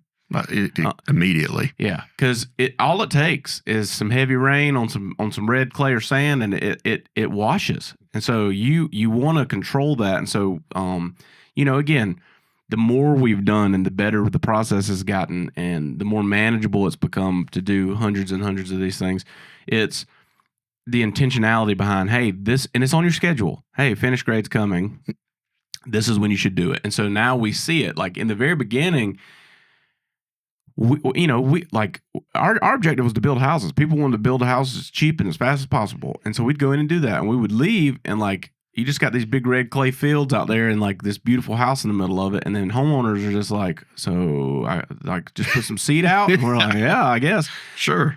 So now it's a little more intentional, Right. and when we set better expectations for that with the clients of what they should do. And so now, like when you see finished photos of our houses, you see about a 50-50 blend now, where people, like, by the time we've got to that stage, they've had sod put in, or Right. they've put out pine needles, or they've mulched around, and they've done some things, because again, you want to really control around the house, if nothing else. Because again, if you're building on 10 acres, that's a lot of grass. So like, you want to do yourself a favor, and like at least around the house itself, let's control all that mud and water. Right. And so, again, it's just improving the process and knowing where you could get better. And when we figure out a way to get better, we just include it in the standard. And like people ask sometimes, like, hey, we were talking to you guys a year ago, and your cost per square foot was roughly here, now it's here. What happened? We're like, we added more things to our standard. Exactly. And we never have went back. Anytime something is included in standard, right? In the beginning, we would insulate any way that people wanted to insulate. So we had like a cost savings version, a premium version, a middle of the road version. We don't do that anymore. We offer premium. It's a premium insulation package when you build a barndominium. That's all we do, right? SFH, a little more flexibility there, because it's not quite the same system. You're not battling the long-term issues you can have by building a barndominium. Right. But we do premium insulation. We will never, ever, ever compromise on that. And you shouldn't. Ever. Right. It's just not worth it, because we want you to have, like you said, if I were building it for myself, this is how I'd do it. And if that's a disqualification of cost, cool. Go talk to someone else who will offer you something that's not premium and build that, but that's not who we are. But like you said, you're educating them and letting them know, hey, this is why we do this. That way, when they go to talk to, Jim Bob Builder, they're like, oh yeah, we can do batten insulation. Yep. Okay. Well, there's a huge difference between spray-in and batten. Yep. When you walk into the attic of my new house, or, you walk in and it's blazing hot outside, and you walk in the house, you're like, man, it's cool in here. And then you walk in the attic, and you're like, this isn't how an attic's supposed to feel. Right. That's, you guys, there's a reason y'all do that, and best is the standard. Yep. Yeah. So we do that. Like we are not in it to be the cheapest. Right. That is not the goal. What we build by nature is cheaper than custom, like true custom home building. Right. And and I tell people this all the time. Like I don't know that we, like, yeah, everybody knows us for Barndos, but if you really break it down, what we've done over the last few years to build this many fully custom homes in this many different areas, it's insanity. It is. It's insanity. And everyone who comes in, we do not, like, no one builds with us unless it's SFH. And even on SFH, it's semi-custom, because they're still going in and picking out cabinets and countertops and floor colors and paints and all these different things to make it their own. But when it comes to barndominium, it is so custom. Every single thing that we build is custom built and custom designed for every single client that comes through. And, like our project managers laugh all the time, because they'll say, I'll be like, man, you built 4 Aspens. He's like, yeah, man, but we need to change the names, because like none of them are the same. He's like, there ain't nothing about them the same. Like they look kind of the same, but they're not the same. And so, it's just the custom details, and if someone says, hey man, we had this idea about doing this, when it comes to a porch, like, we talked to this other builder. He said that he could build porches, man. He's only charging this per square foot for porches. And I'm like, look at the picture of his porch. Yeah. Let me tell you why. I'm not casting shade. No. That's great. I'm friends with all these guys. Yeah. Right. I don't have enemies in this industry. Right. Maybe one or two guys. Nah. That's just because they're taking advantage of people. Yeah. But overall, that's great. Like if that's what you want, you should let them build your house because Right. that's not what we're going to do. Right. We will not build that. And that it's just setting a standard that, hey, like if you build with us, you can rest assured one thing. You may have a hiccup in your process. You might even encounter somebody you don't like. But when you move in, you will have the best version of that home that you could possibly have. And that's what we rest our laurels on. Like we're in the business to make people's dreams come true. We said we want to reclaim the American dream. We want to build with quality first. And look, I'm not casting shade on track home building. These guys are solving a massive problem in the United States of America, and that is we have a giant housing crisis. We are so far behind. Yep. And even up here where we're at, like the Southeast is booming. Greenville, South Carolina is on fire, and the surrounding areas, the whole state of South Carolina. Woodruff's on fire. But they're helping the problem. Right. But what they're building is not the same as what used to be built. Right. And, like I currently live in a house that was built in 1972. And when I went and looked at that house when I moved back to South Carolina from Utah, I was crawling around the attic, and it's not even like a house. Like it's not even like I was like, man, that house is the most gorgeous house. But it was big enough for my family. And when I went and did the inspection, I met with the inspector out there and crawled around that attic. And I'm looking at this thing. I'm like, man, I could land an Apache helicopter on top of this house. It is built with all true frame lumber. Like it is built. This is how it should be. Right. There was no corner cut in this construction. I love it. I Right. love that. And so when we started this company, like we err on the side of, well, I say this, when we started, we were just kind of doing what everybody else was doing. And from there to today, we've changed everything to where we have other builders going like, why do y'all do that? Like, why do y'all do all that vertical infill framing? And again, homeowner, like you might not care, right?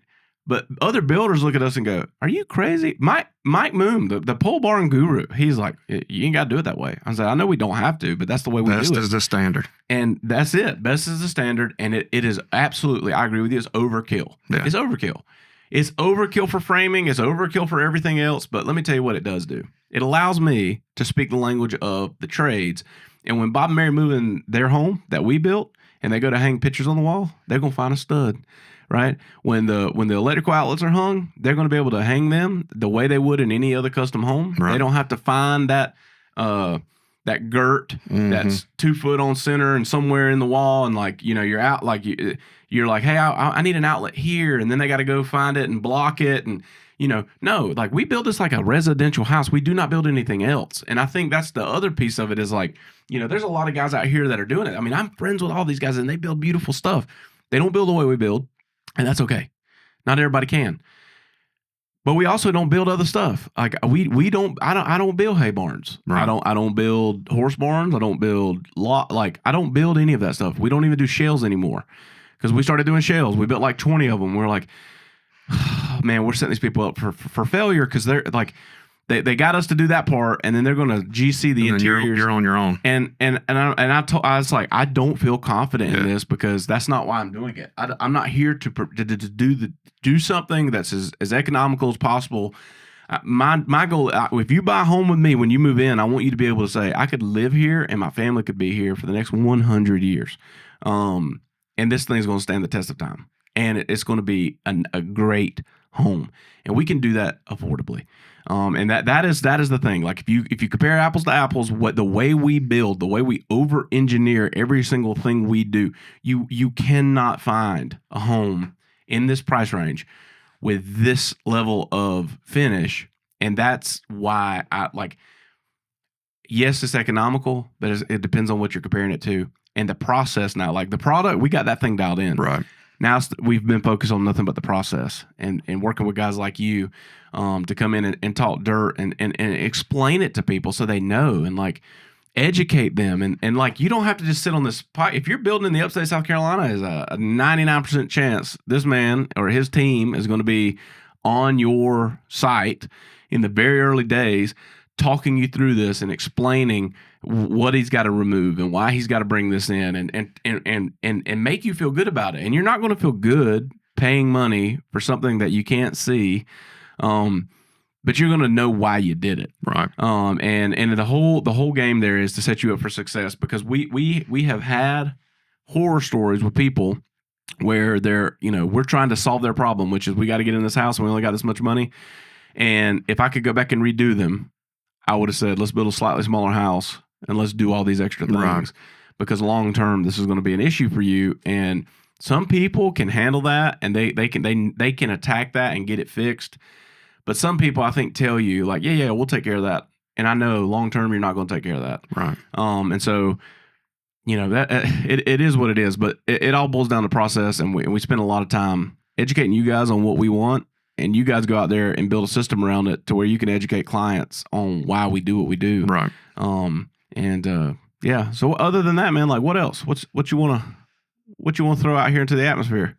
Oh man, I can sit here and talk dirt all day long, deleting trees and pushing dirt. Man, I could talk all day long. But well, I don't know.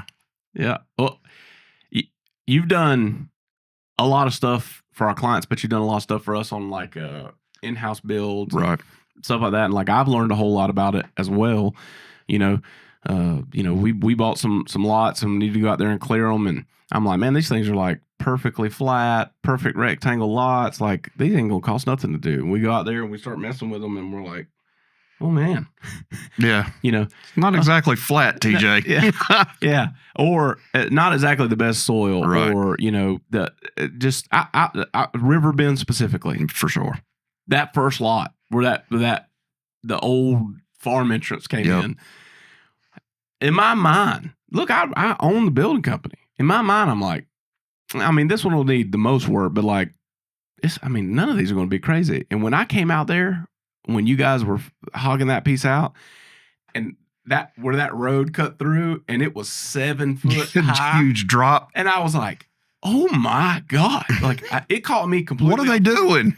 What caught me completely off guard? I was like, how in the world is that like that? But it just goes to show, like, your eyes will deceive you. Oh, 100%. And there's a ton of value in it. And I'll say this: if you're shopping for land and you're considering building with us, go ahead and onboard. For sure. Do it. So when you're a realtor and you go and y'all find this piece of dirt and you do your due diligence, you can use your site visit during your due diligence period, and we could come out there and start getting some of this preliminaries so you can determine, hey, is this as good of a deal as I thought it was? And if not, you can get out of that deal Right. and keep looking for land.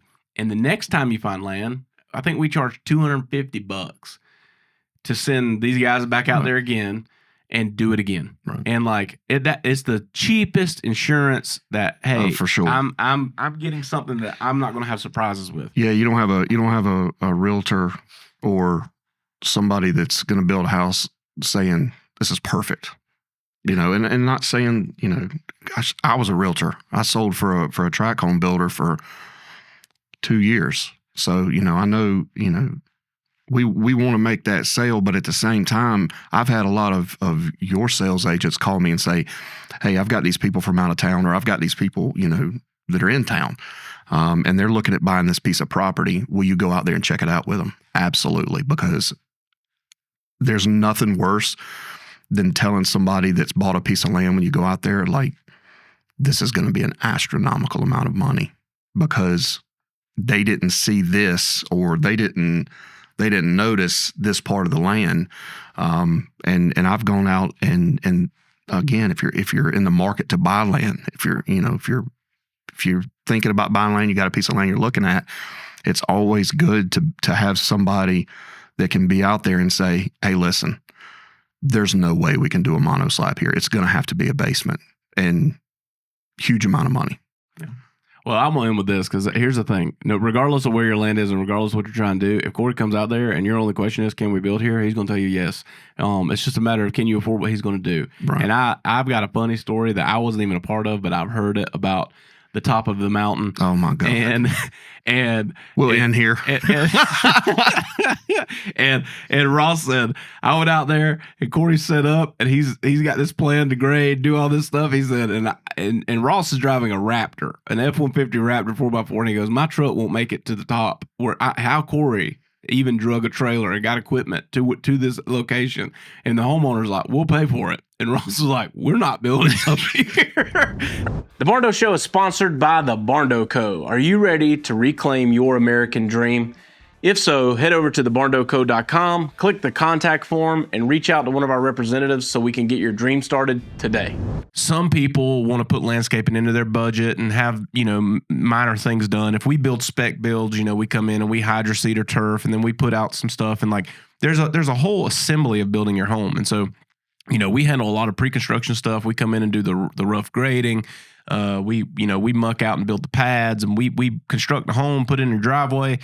But we kind of leave that last piece in the homeowner's hands of like, hey, some people, like I say, will roll it into us and we'll contact a landscaper, build the package and then oversee the installation. But a lot of people, like that's something they don't think about a lot, and they're managing their budget and they're trying to put as much into sticks and bricks as they can because they want as much space as they can get. And, the wife's wanting the upgrades and tile and all the bathroom, and they're never thinking about landscape and how all that plays into water management and different things. And in a maintenance side, when we bought our house, when we moved back here from Utah, we moved in and there was all these beautiful plants and stuff for the first year. And then they all went away because I'm not going to maintain that. Like, that's not something I'm passionate about. Now, Nick Mann's our director of construction. He's growing all these whatever kemosabe maple trees and all this stuff. Like, he's into it. He loves it. That's his passion, not me. And so I met with a landscape architect and was like, I want it to look beautiful and be maintenance free.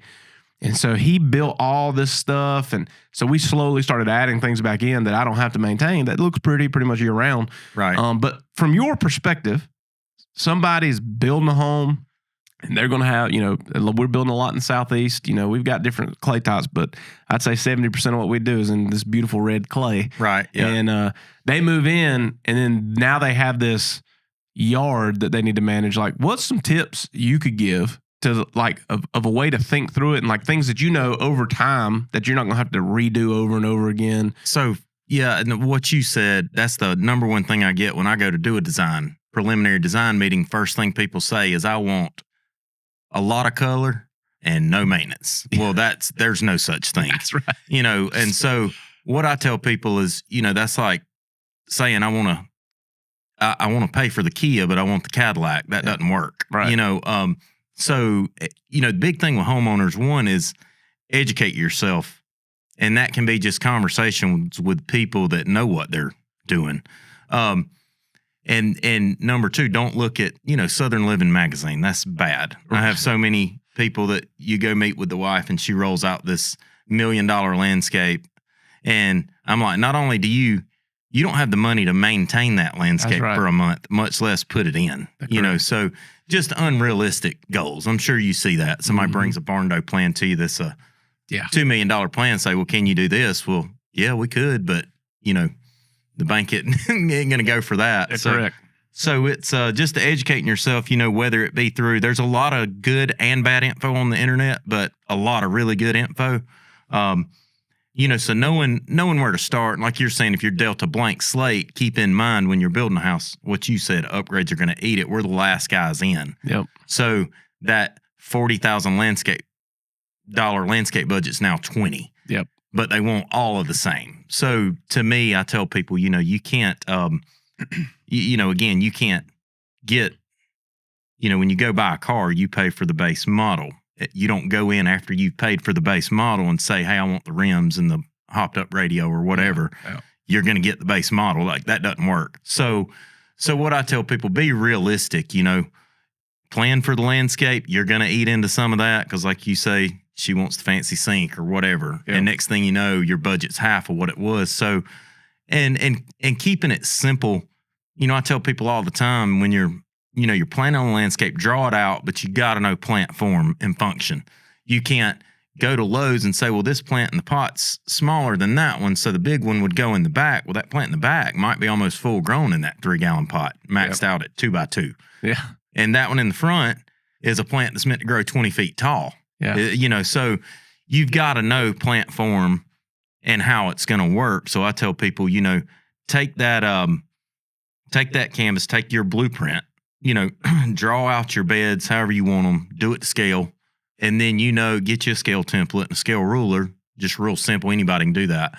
And all right, so that plant is expected to be a 10-foot wide, say a little gem magnolia. It's going to grow 10 feet wide. Well, I want that on the corner. Well, don't plant it if it's going to grow 10 feet wide. Simple math, don't plant it 3 feet off the wall. Right. Or you're 2 feet into the wall at full grown. So just knowing those things, you see bad installs all the time, with people just not knowing plant material. You see it with landscapers. I go by and go, man, that's a bad one. And then some people don't know, like I referenced little gem magnolia. We put them on houses all the time. They're a perfect plant. They've got the brown, the green. The texture's great. You never prune them, and they grow 10 feet wide and 15 feet tall, and they stop.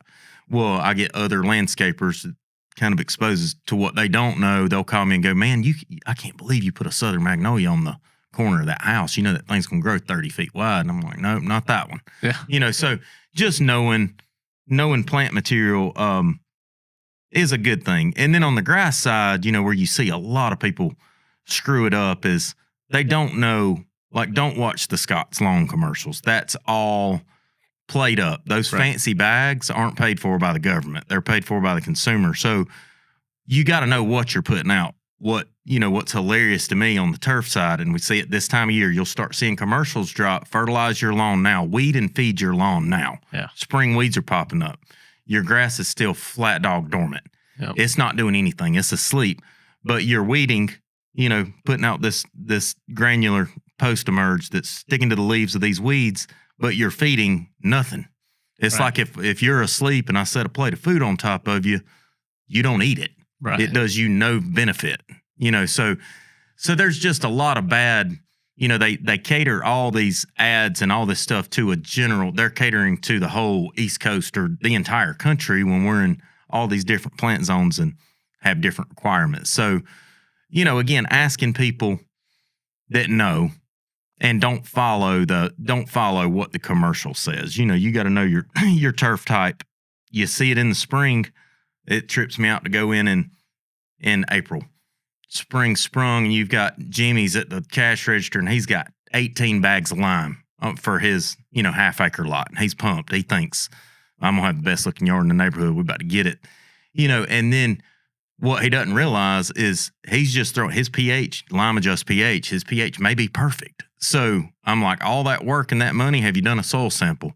Right. What's the soil sample? Yeah. I'm supposed to lime my lawn every spring. That's totally false, Yeah. And so I'm like, well, no, it's and another thing is lime in the form they're buying at Lowe's takes 6 months to correct pH. So if it's a warm season turf like Bermuda, they put it out in April or May, it doesn't correct till on into the fall, and then you're dormant, Right. And then the pH holds good through dormancy, and then it reverts back and goes sideways again by spring. So you see a lot of that, and that's just people not knowing. Well, hey, I would say 100%. You need to talk to somebody that knows what's going on. Yep. And then from the flip side of it is this: is like I think a lot of people come to the table and they think that like they got to get it all done at once. And the thing is like, and I've had this conversation with several people. You're moving into your home, just like when we talk about upgrades in a home. There's some things that we do differently at Barndo. Like we our base package for a barndominium build is complete spray foam encapsulation. And we do that because we know that that's the best system. And so we just build that into the rough cost because a lot of people would not upgrade to that and then go in and upgrade their bath or their kitchen. But like, you're never going to get to re-insulate your home. It's not going to happen. There's never going to be a time where you're like, you know what I was thinking? We should just rip all the drywall down or just re-insulate the house to get it. No, you're not. You're never going to do it. And so we try to like lean into that to where, with a base package, our standards are so good that we've upgraded most of the exterior finishes. We got a super low maintenance exterior because predominantly steel exterior. All that stuff's got amazing paint quality and warranty behind it. The insulation, that's maintaining the climate in the house and keeps your utility bills, at bay.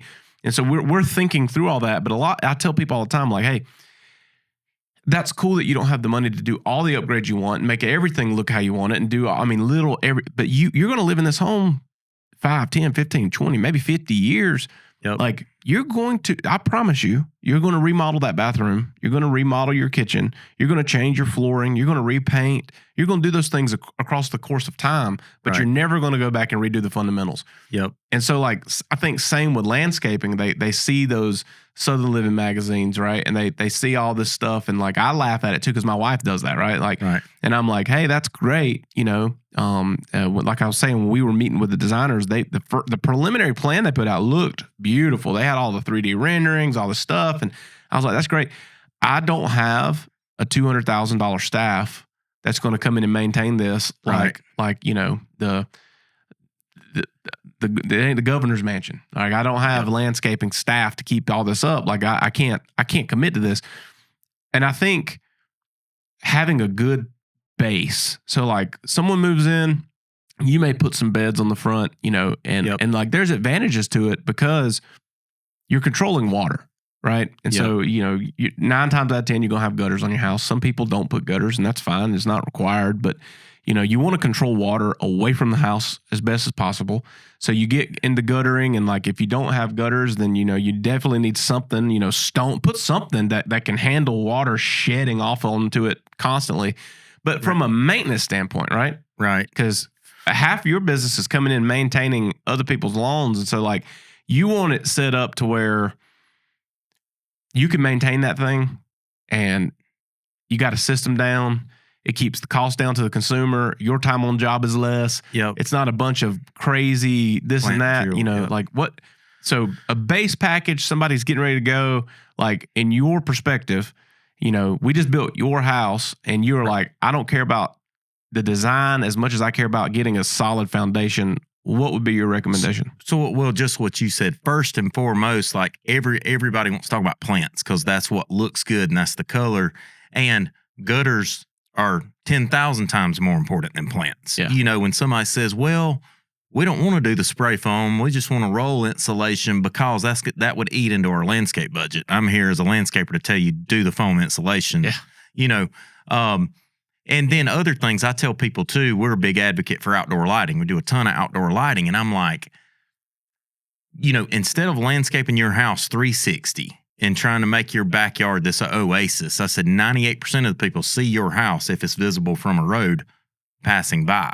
So corner to corner, you know, just do the bare minimal there, like curb appeal, first and foremost, and then do the outdoor lighting. It's the one service we provide that nobody's ever came back to me and said, man, I wish I wouldn't have done that. Yeah. It's everybody's favorite thing. So people are going, well, what would you do? And they want irrigation, which is irrigation's great out of the gate to start a landscape. And I'm like, get rid of the irrigation. Don't do the irrigation. Like, let Mother Nature do its thing. You know, it's nice to have it. I've got, obviously, at my house, an elaborate irrigation system. It's been turned on for 1 month when I first moved in. Got that $600 water bill, never turned it on since.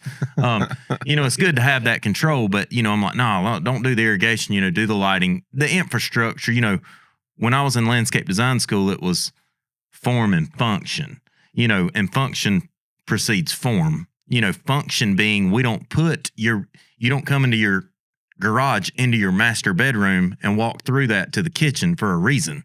So in a landscape, you know, you think that same way, like make spaces make sense, you know, to where you're not, you know, you don't have this lavish garden over here. You don't put a herb garden beside your front door. You know, you put a specimen type tree. You're drawing everything landscape design related to draw attention to the front door. Front door is the focal point. So everything, you know, kind of framing corners, you know, so if you've got this big open field to the right of your house, not screening it with a row of trees, just a tree or two will bounce eyes back toward the house. Right. And then as you get closer to the front door, you're seeing nicer, you know, plants. And, you know, that's how I draw houses in sections and say, all right, here's the main section. So we're fancier here. When you get out to these outskirts or these sidewalls, you know, then you're just doing something to soften the hard corners. Right. But something that you don't put a really colorful plant down the side of your house and a bunch of green, nothing up in the front. So but I would say your question was, you know, about what were you saying? Just like the basics. I'll give you a more pointed question. We're in the Southeast. Okay. And we build in a plethora of areas. So we're like, Eastern Tennessee, all across Western to Eastern North Carolina. And we build from the coast, Charleston, all the way back up to the upstate. And, someone's moving in and, they're getting their keys this time of year or around spring and they're trying to establish grass. What would be your recommendation? Well, on the turf side, again, soil sample, first thing you got to do. You don't know. So what people don't understand about soil is it's got a pH level. That's a body chemistry. So, for example, we're males. Yep. If we take what's a female pill? Estrogen pill. Yep. We can take that and our body tries to do its thing and goes, we don't need that. You waste it out. Yep. Whereas a female, same way, takes a drug for a male. There's just so what people don't understand is like if your pH isn't right, then fertilizer does the same thing. Seed does the same thing. It's just rejected. It'll take up that fertilizer and go, okay, can't use this and spit it right back out. It just leaches off. So soil sample, if you're trying to establish turf, soil sample first. And some people say, well, I'm doing sod. I'm bringing in 2 inches of good dirt and then grass. I don't need that. That's true. You can lay sod on this floor and water it and it'll grow within that 2 inches. The problem is those roots are penetrating what's below it. So it's important to have it cultivated right and all that to, in the dirt below it. Cause deep roots, like, top growth and quality of turf is directly related to how good that root system is in anything. Right. So just making sure your soil pH is right. And then if you're establishing by seed, that's a whole different animal. Timing's huge. For us specifically, like we build on, a variety of lots. Like we build a barn in downtown Spartanburg, Right. Right off Main Street. Like it's on 1/10 of an acre lot. Great sod application, right? Yep. But we're building a lot on, Bob and Mary got 100 acres and they're carving out a couple acres. And so people are moving into homes and they've got anywhere from 2 to 10 acres of management. And some of it, has not been really impacted, but that typically you're looking at anywhere from an acre to 2 or 3 acres that have been disturbed, open soil, where we've had to push dirt off or taper down from establishing a build site.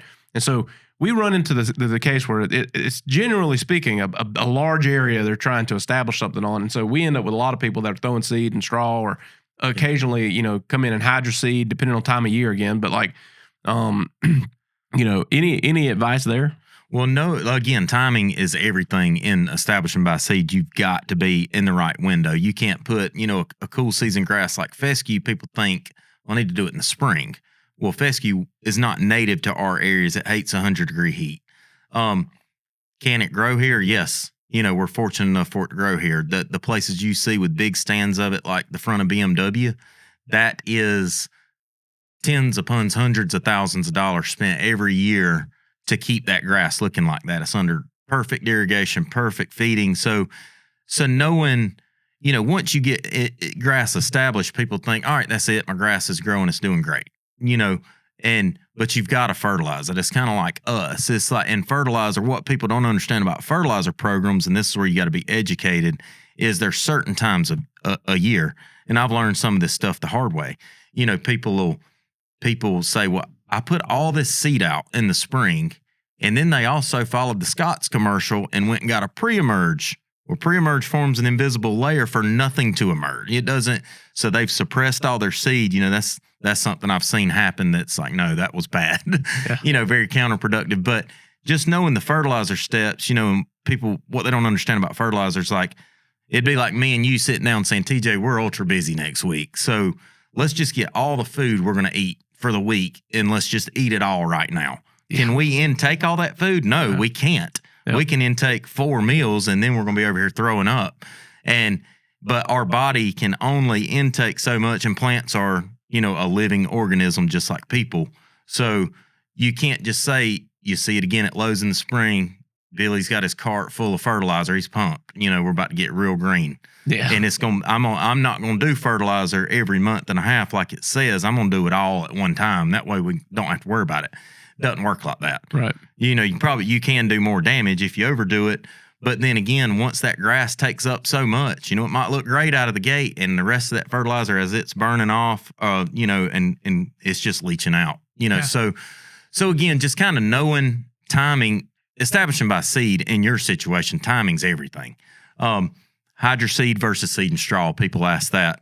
They're essentially the same thing. Yep. Hydro seed was built as for utility purposes on roadsides. Yep. It was never intended to be a residential form of spraying grass.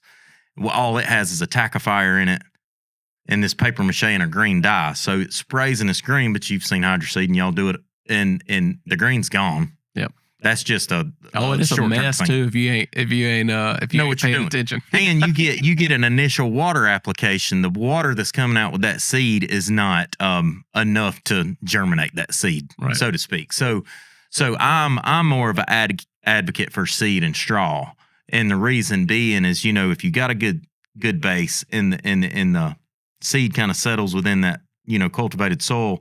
When you put the straw out, when it rains, it retains moisture.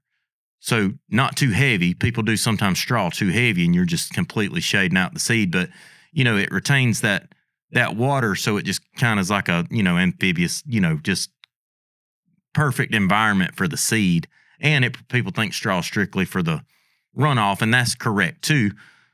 Anything will run off, hydro seed or seed and straw. If you get enough rain or downpour, like a storm like Helene, too bad situations, your straw can blow away.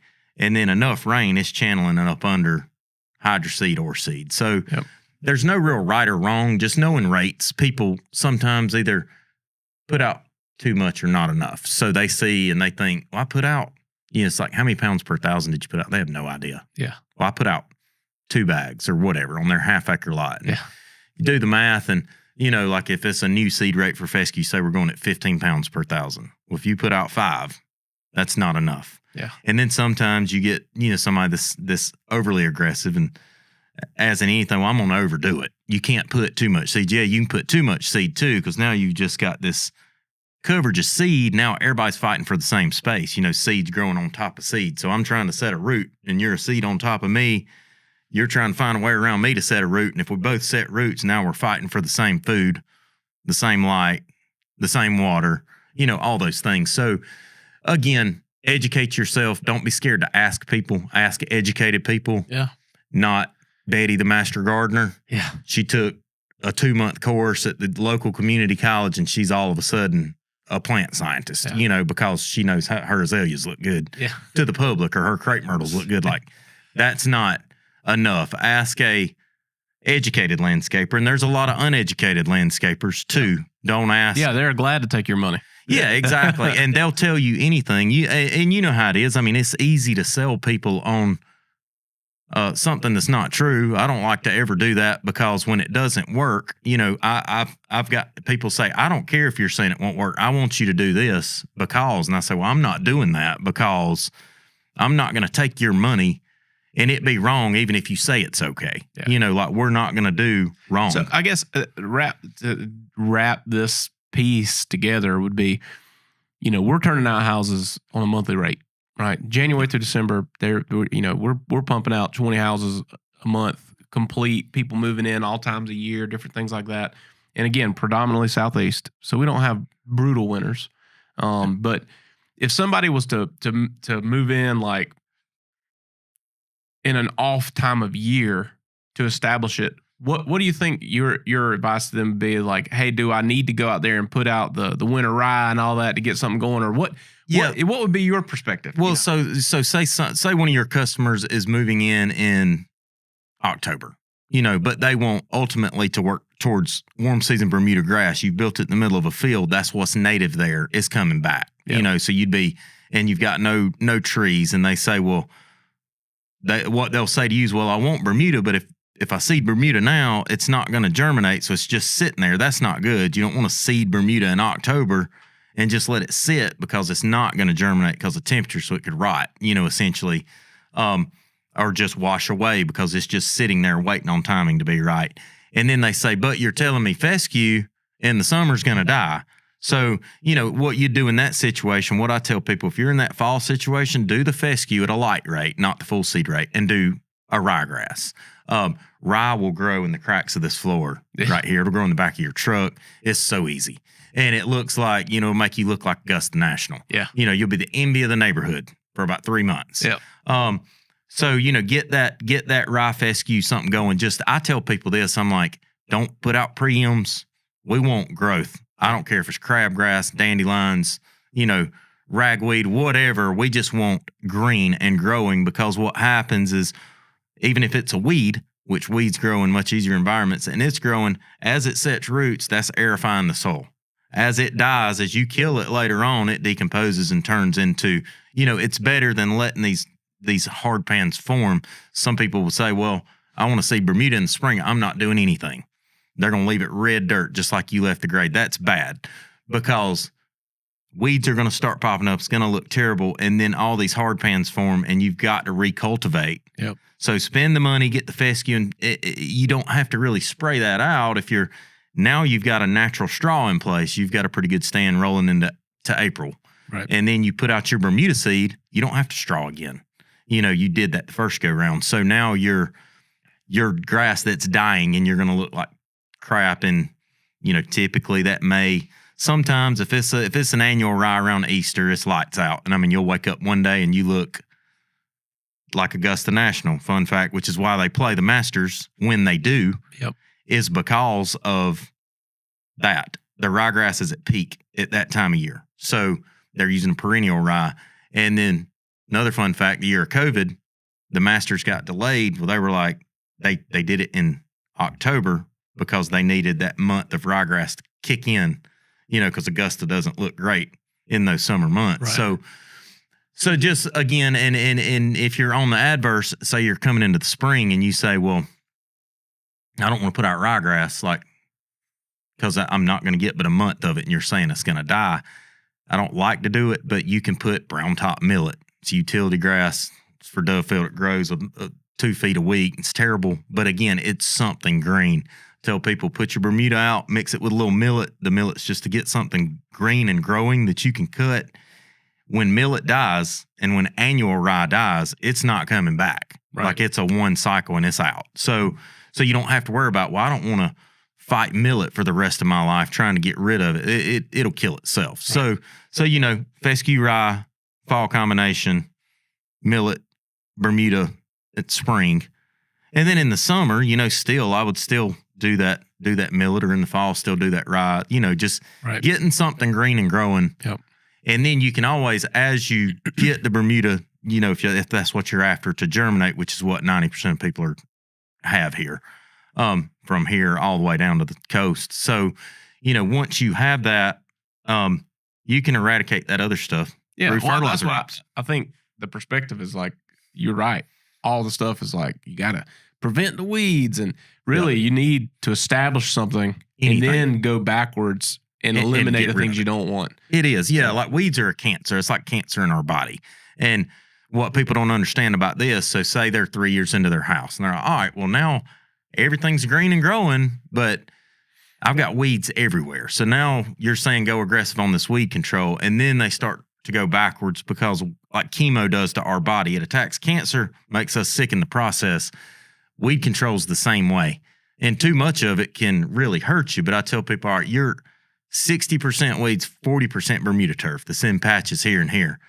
Keep this in mind when they sign up for a fertilizer program. They want everything to just be on the up. I say, we're getting rid of 60% of your grass over the course of 3 months, in these apps. So you're going to look worse before you look better, and patience. You got to be patient, but you got to stay on it.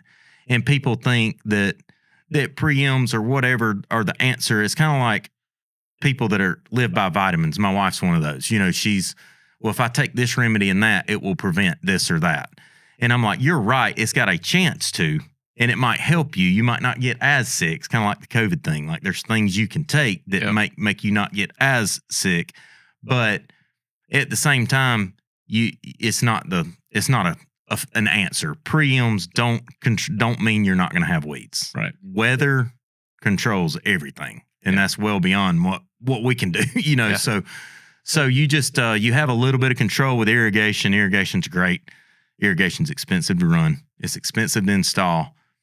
It can be expensive to maintain if you have problems. It's just one of those things I tell people, just kind of let the rain do its thing. So be patient. Yep.